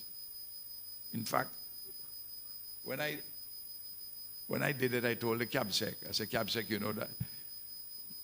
this is how things are. This is more than my nominal salary. What I had to pay, what the government had to pay. And it is right and proper that it be done. Nobody could tell me that he could have only served 1 day as Prime Minister, as far as I'm concerned. And I'll come to the general proposition. The general propositions underline my thinking on this. And it is not true that I had 6 security officers. After the Commissioner of Police knows all of this, and the preceding commissioner knows all this, what I'm saying. There were 4 officers. You can't just give me 1 driver. You have to give me at least 2, because they have to have shift. And if I'm having security, 1 security along with the driver, you have to have a shift, because they can't work continuously every day. They have to have time off and all the rest of it. I want to tell the public this.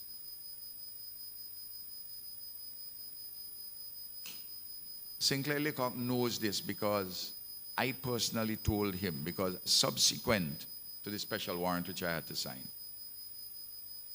Let me just back up a little. When I had to take the matter to Parliament for supplementary estimate, supplementary appropriation bills, several of them, including this one, we had to sign for Arnhem. The public servants had to provide funding for nursing care for former Prime Minister Arnhem Eustace. I scratched that out. And I put to provide medical care, medical and nursing care for current and past parliamentarians. And when the matter came to the Finance Committee, I pulled the cock aside. I said, listen, this is what this is about. You all don't raise anything about this when we go to the floor of the house. I just want to leave it like that. He said, fine. I said, tell your guys. He clearly didn't tell Bramble, and Bramble got up in his speech making thing. I said, Sinclair, talk to the man now. And then Sinclair went and spoke to him while he was on his feet. And Bramble said, oh, I understand. And that's the story. No. Why is it that a prime minister, former prime minister, must have security? There are two reasons. One, it is in accord with civilized principles of governance all over the world. That's the first thing. And that's why I offered it to Sir James and I offered it to Arnim. And that is why I took the decision to provide the care also, which I've just indicated, for my brother Arnim. So the first reason is one of how civilized nations behave, civilized peoples behave. And the second one is a practical matter of state. As a former prime minister, I can tell you this. I have lots of confidential and secret information in my head about security, about intelligence, about a lot of people in relation to businesses, their personal circumstances, and so on and so forth. And such a person must not divulge them, but must be protected so that he is under no coercion to divulge.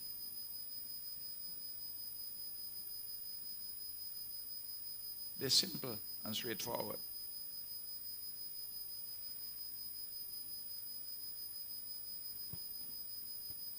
There are other things I can say, but I just give the bare bones in that regard. The other thing which is happening, and I'm glad to see Kenton here. Kenton has permitted his newspaper to be used for a gentleman, Mr. Jomo Thomas, to defame my wife. And so too the Vincentian newspaper. And of course, my wife, I've advised her to contact her solicitor, her lawyer. The article is addressing, in one of the paragraphs, it says, the ULP administration was rife with corruption. And then he goes on to discuss. And then later on, and Kenton, this is the paragraph which I'm talking about. And you can look it up while I'm talking. How under heavens does Eloise Gonsalves, the former prime minister's wife, get the contract to provide meals to workers and volunteers in the southern Grenadines in the immediate aftermath of Hurricane Beryl, which allowed her to make hundreds of thousands of dollars, while smaller, struggling businesses had no knowledge or opportunity to make a decent living? Kenton, is just a lie. It is a plain, dastardly lie. In fact, the AIA, I've been advised, had requested on 2 occasions if they can get the High Flyers, which is Eloise's restaurant at the airport, to provide for a fee. Sandwich boxes for the Guyanese soldiers. And they said, we will provide it, but we will not charge. Where, Kenton, where they get this thing from?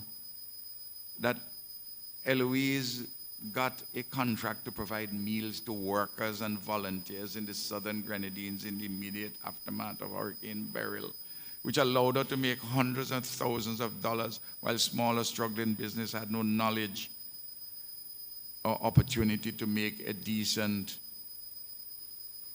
living. It is completely untrue. It's a lie.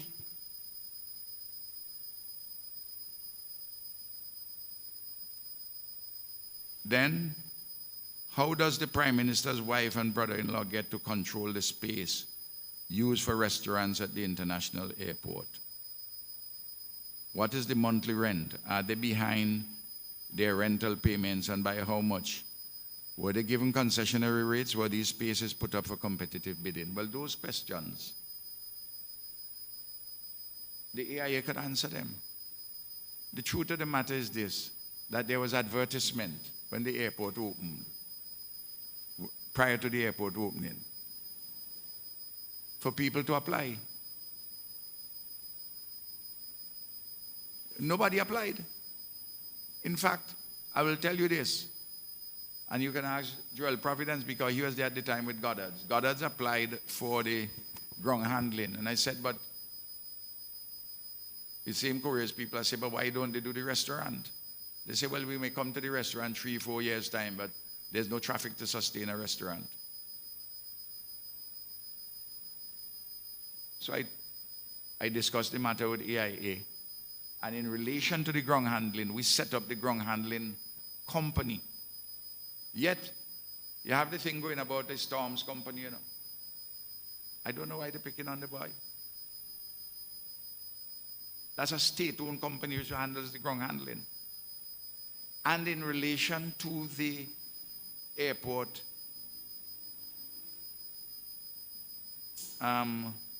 restaurant, the investment which Eloise has put into that, she has the capital investment, she has yet to recoup it. Apart from the fact that for the early years there was very little traffic.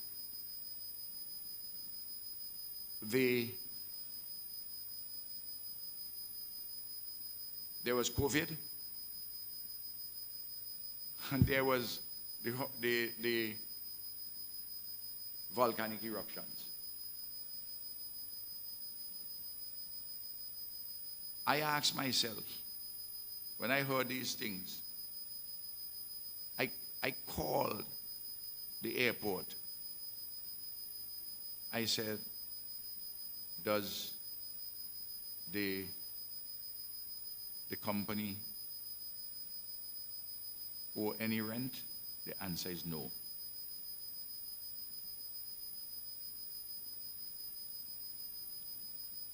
If Eloise did not go there, Liat, though Liat was winding up at the time, Liat would not have come. Because Liat had made it plain that unless you had a restaurant there, they weren't going to fly into St. Vincent, into AIA. And she took, because she had another restaurant, it is that restaurant which was cross-subsidizing AIA. AIA, their operations at AIA, I'm told, is now breaking even on operations, not on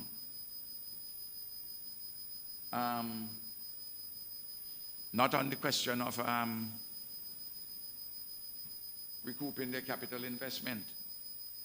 The capital investment which they put in first and subsequently, very heavy.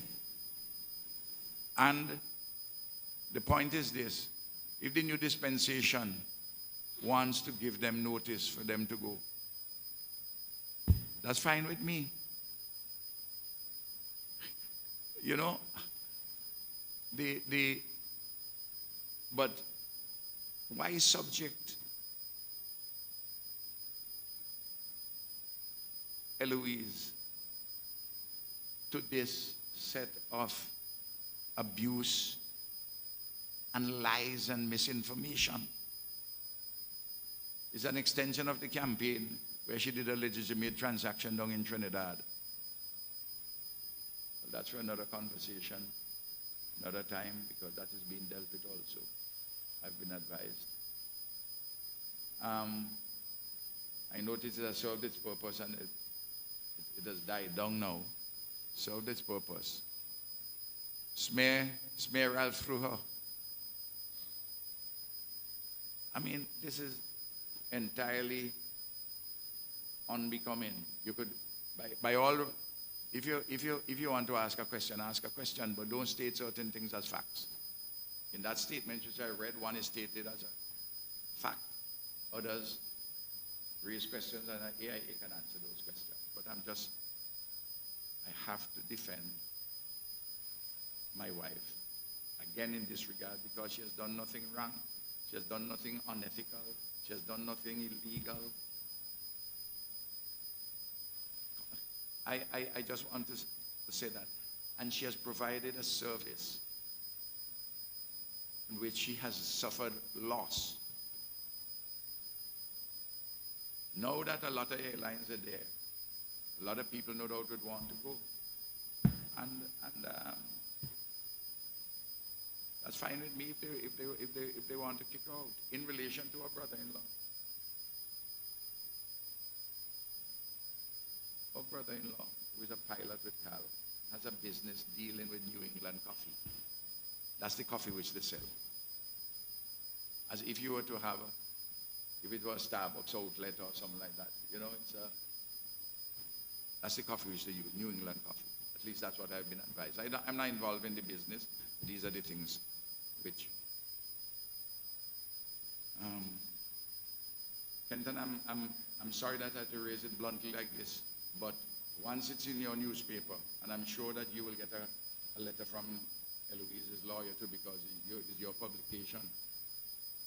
I mean, in the past, as you know that I have spoken to you, if I find you say something which is not true, I will call you.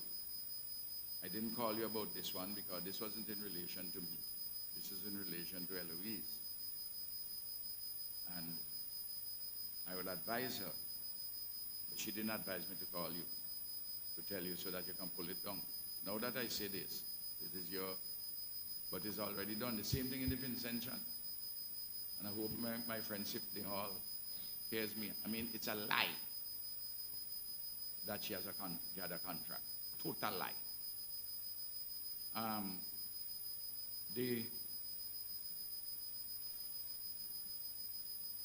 There are other things, but I think I've spoken enough and you will have questions. Oh, just one final thing.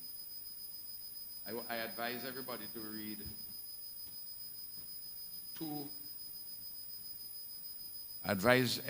read two editorials in the Gleaner, one on Sunday and one this morning about Shallow. The one this morning widened the criticism. The editorial in the Gleaner, PM Godwin Friday's error. The opening line, Godwin Friday's government in St. Vincent Grenadines is off to an unfortunate start. It has stumbled badly on the first significant ethical test. Well, Gleaner thinks it has stumbled on this ethical test with Shallow. I agree with that too. And you would have heard me on Mason and Guest last night, and you would have heard Billy Heaven. Everybody else there, except the bureaucrat who came in from West Indies. I don't know why this admits any debate. But they're also, I'm telling you, in addition to this ethical test which they have failed, they have been thus far dishonest on many, many issues, and I've indicated those. And chaos is enveloping the government in the early stages. And I tell them this, Ralph is not going anywhere. And I know, I've heard all what they're plotting in relation to Ralph. But I've lived far more years than I have than I have remaining left to live. And the most that anybody can do me, or the worst anybody can do me, is to accelerate my demise. But you can rely on me within the framework that I have provided earlier.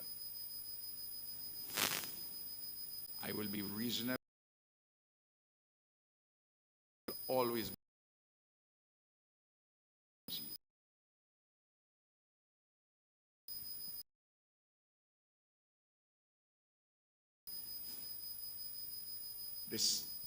The bullying which is taking place on radio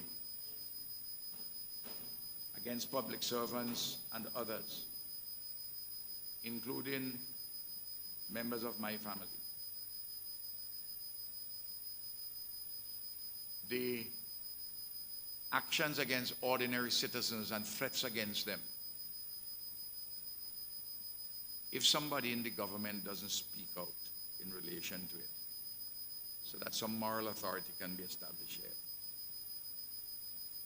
I predict that this bullying on radio and on social media, I predict that it would engender violence. I just want, they are going down a road which is treacherous and ignoble. I know that you came here, some of you expected me to name the two senators for the opposition. I'm not yet doing that. I'm continuing my consultations. I want to say this, that we have some wide choices, but there are some, I want to choose individuals where I could also balance individuals, activity which individuals may be engaging in a private capacity, and whether for them to engage in something, particularly in a private capacity, at this stage is consistent with them being involved in Parliament. And some of those things I'm awaiting clarification. Some of those I'm awaiting finalization. The Parliament, I was appointed leader of the opposition on the 1st of December. I got my letter from the Governor General on that date.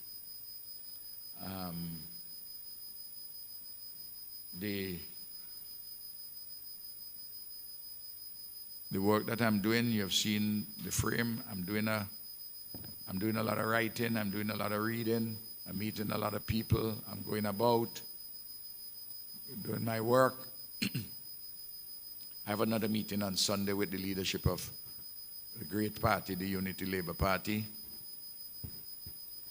I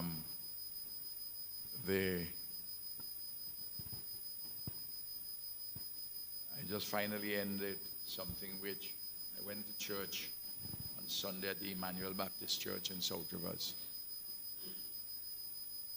And just to say this, part of the homily surrounded a verse from chapter 1 of the Gospel according to St. John. And it resonated with me. And the light shineth in darkness, and the darkness comprehended it not. And the light shineth in darkness, and the darkness comprehended it not. Thank you. I'm available for questions. Thank you very much, Dr. Gonsalves. We open the floor to the media for questioning. Please state your name, the media entity you are presenting, and you have 3 questions. Thank you. Good morning. Protocol is already established. My name is Melissa Jessup. I'm not really affiliated with any organization. However, I am a citizen of St. Vincent and the Grenadines and would like to share my views on some stuff that the Prime Minister already mentioned, but some social issues that has pinned my curiosity. One is being the victimization and bullying that I've noticed just after the general election that just happened on 27th of November. And that caused me to reflect on how persons are treated with dignity. Persons who don't care, they don't love anymore. That is one of the God given us a understanding to love and care for persons. And when we start to demoralize that as Christianity and also citizens, we have a lot of work to do. Compare also to, will there be any, or is there any viable compensation that can be given to those persons who was left because of the mandatory vaccination? And I thank you. Well, I spoke to the general issue which you raised, and I think I spoke sufficiently eloquently and compellingly that I don't have to repeat myself on it, but I'm pleased to see that you share my concern. The matter of compensation. The ULP government is satisfied that it acted lawfully, reasonably, and that position has been confirmed by the Court of Appeal in a 2-1 judgment. The NDP government has been playing fast and loose on this issue. On the platform, they have been saying, and I heard more than one of them. I heard Leacock with it, I heard Bramble with it, others too, that when they say to give the public, reinstate the public servants and accord them benefits, that doesn't just mean their retirement benefits, that it means also back pay. Well, the verdict of the Court of Appeal overturned the High Court judgment, and there are persons who chose not to return to work even after the pandemic, and they want payment for all of that period too. As I said, if you were to add all that up, we had done a back of the envelope is about $60 million. If you were to do it in accordance with the anti-vax judgment of first instance, the High Court. As I said to you, I await to see whether the government is going to pursue the appeal, to defend the appeal in the Privy Council, because the appellants, those who have lost at the Court of Appeal, have appealed. And they're going to the Privy Council, which is their right. Right-thinking Vincentians would say that this is not a matter for the new government to settle. This is a matter for the Privy Council to decide, one way or the other. But I have a nagging suspicion that they will probably have a settlement, not for us to get clarity. So you'll get settlement where the only decision which is on the books is a 2-1. Court of Appeal showing that what the ULP government acted correctly. But despite the government acting correctly, that ex gratia, the NDP government is going to pay some set of monies to those who didn't come back to work. You see what I mean?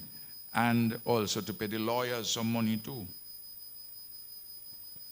So I hope my suspicion is wrong, that the matter is sorted out, because if it is an issue only of just coming back to work and get all your retirement benefits, That's fine, because that's what we have been doing. And it is wrong to say that people had to apply to come back. All they had to do is to indicate that they wanted to come back. And dozens have come back. In fact, most have come back.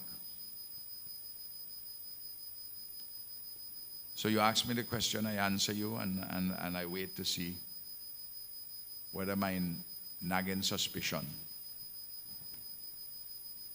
may be manifested in fact, or whether there is going to be a continuation of the case. The government had hired a senior counsel out of Trinidad.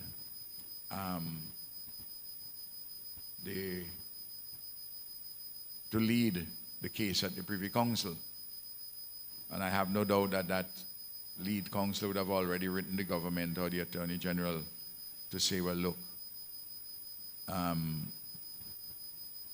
I've been leading, I want further instructions, or I'm withdrawing from this case. I don't know what. That's a matter for them. But everything had been in place for the government to defend their position at the Privy Council. Yeah, good morning, sir. My name is William Anthony, attached to the Vincent newspaper.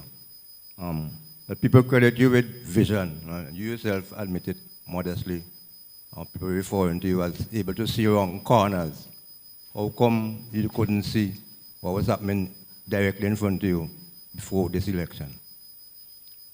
Well, sometimes, my brother Anthony, and the wheels of competitive politics turn. You win some, you lose some. And we are analyzing our loss. I see a lot of experts who do not have the interests of Ralph or the ULP at heart, giving various analyses. But I'm not going to involve myself in a public analysis as to the reasons why I think that the ULP lost and the NDP won. I'm not going to do that. What I'm interested in is what I spoken about earlier. I lay down the line. I lay down the line of march for the party, and very critically under the rubric of turning the setback into an advance, which involve renewal centrally and defending our gains and further advancing them in the communities. And you'll hear as time goes on details in that regard. Yeah. When is Parliament scheduled, and will you be attending? The first Parliament is to be held within 30 days of the return of the election writ. Whether or not I will attend on the first day, which is entirely formal, where you just do the oath of allegiance. That oath of allegiance can be done on that day, can be done on any subsequent day. I have it under prayerful consideration as to whether I will take my oath of allegiance on that day or another day. But I am the leader of the opposition appointed by the Governor General under the Constitution. And that time runs from December the 1st. The third question you often, so I will take it. There are some petitions before the election. What is the state of those matters currently? You will see in the fullness of time what happens. You don't have long to wait. If you're familiar with the rules, as I'm sure as an experienced journalist you are, that within 21 days of the return of the electoral writ to the Governor General, that any election petition needs to be filed. I'm not going to tell you or anybody else what is that process. Wait and you will see.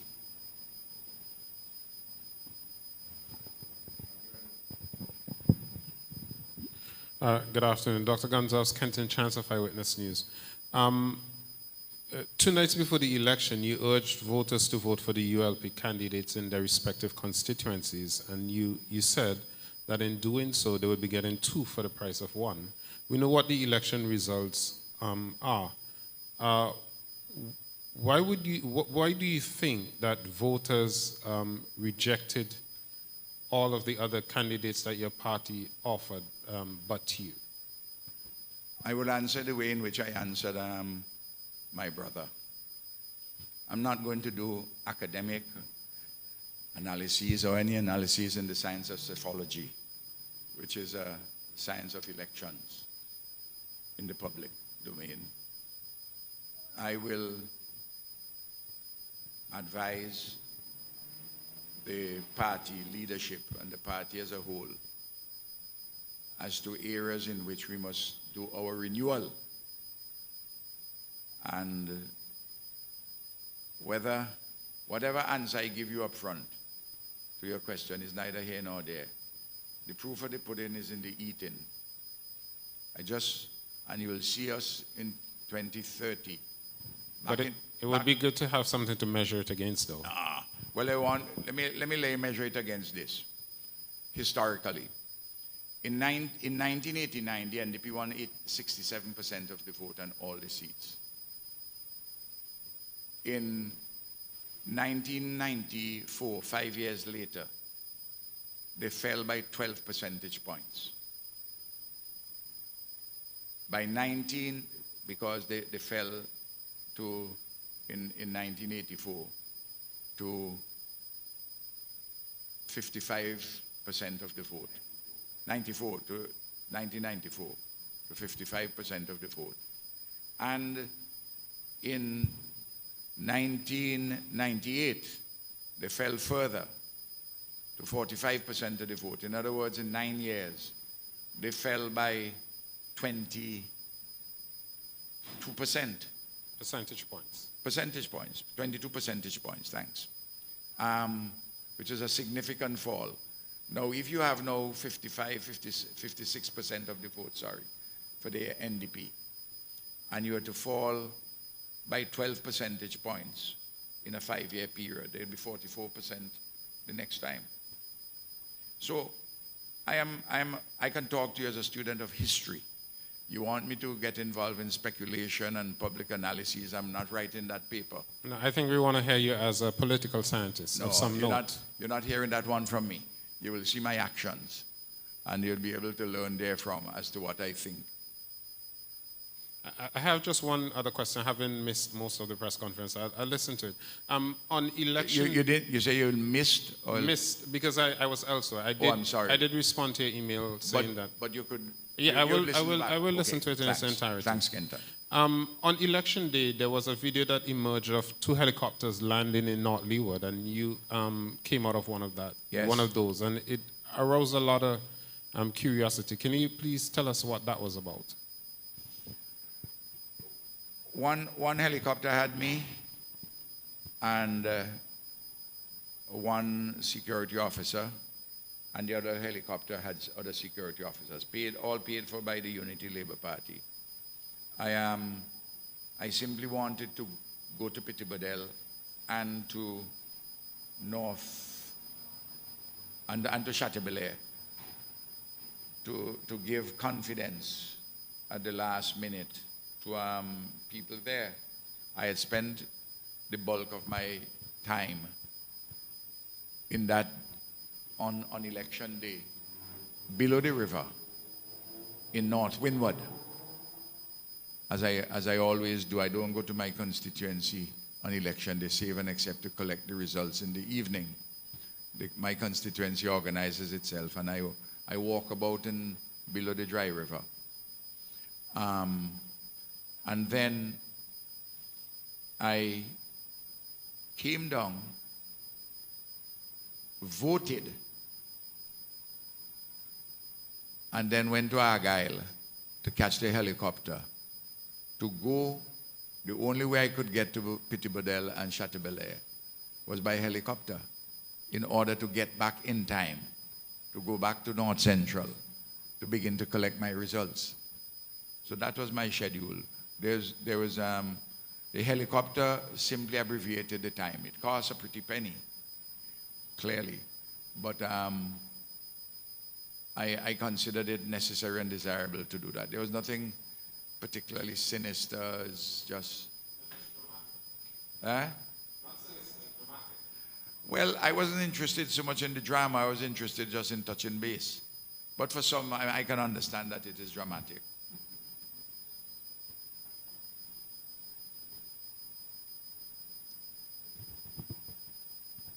Okay, I guess that's it. I want to...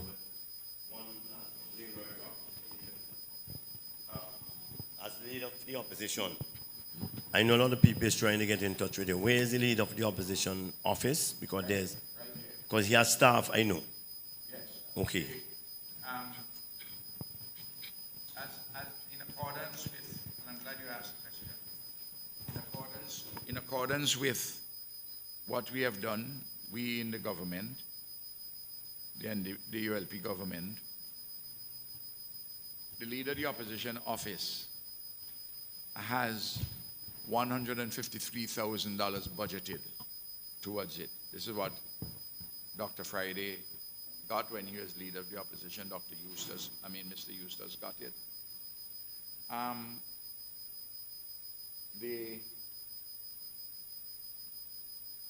There is a research officer.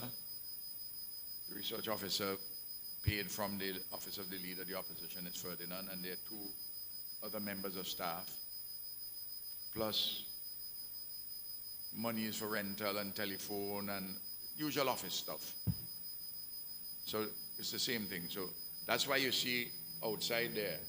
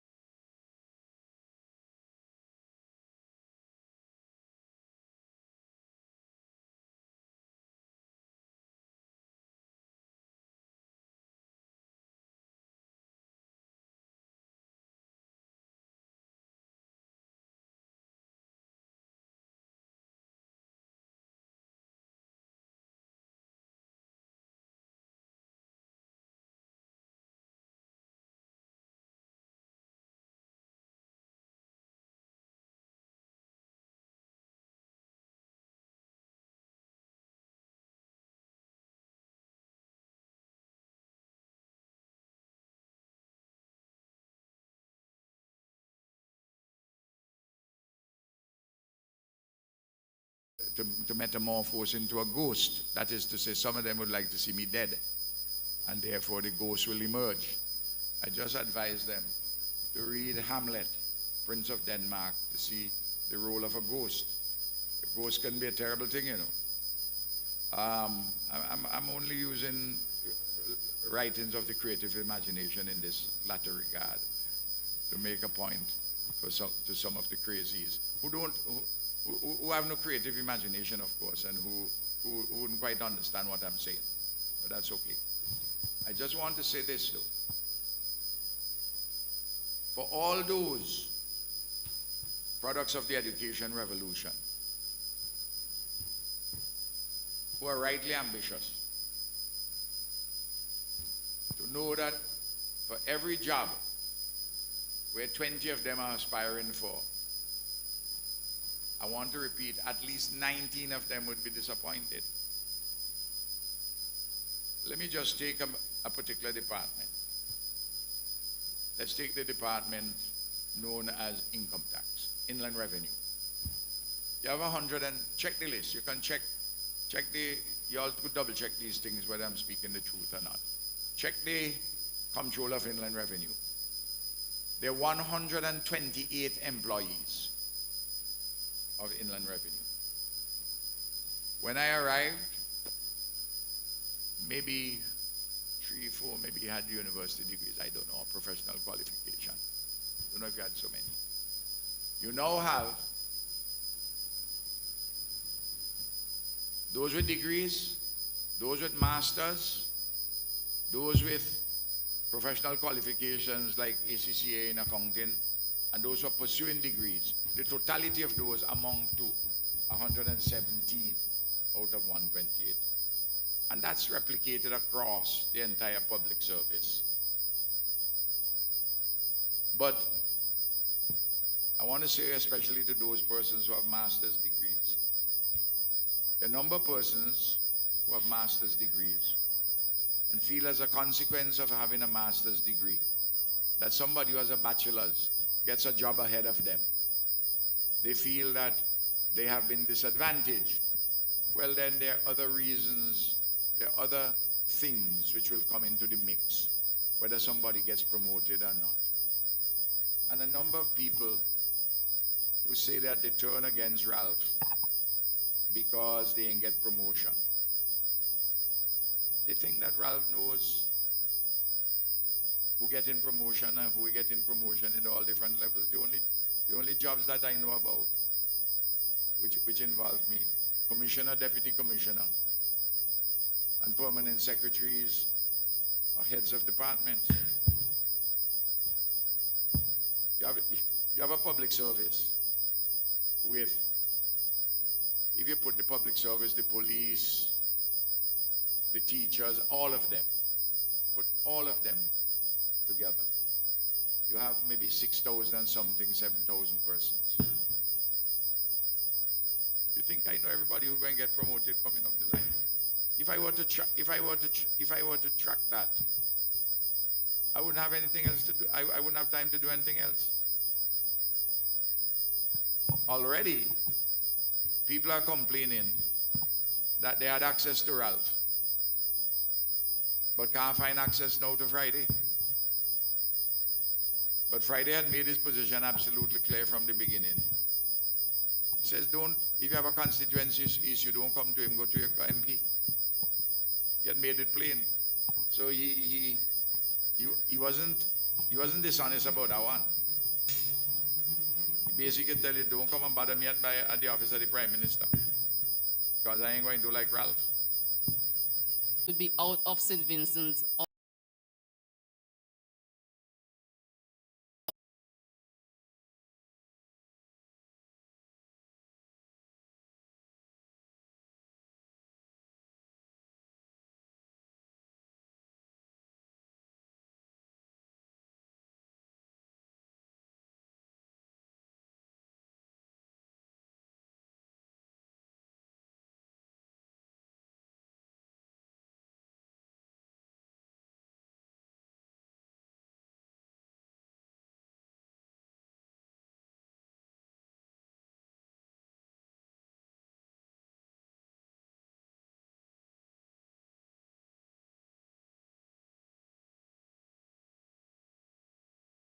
Anytime you or my countrymen need my expertise, I will not come back here to really live. I found love, so I'm leaving, which is job opportunity.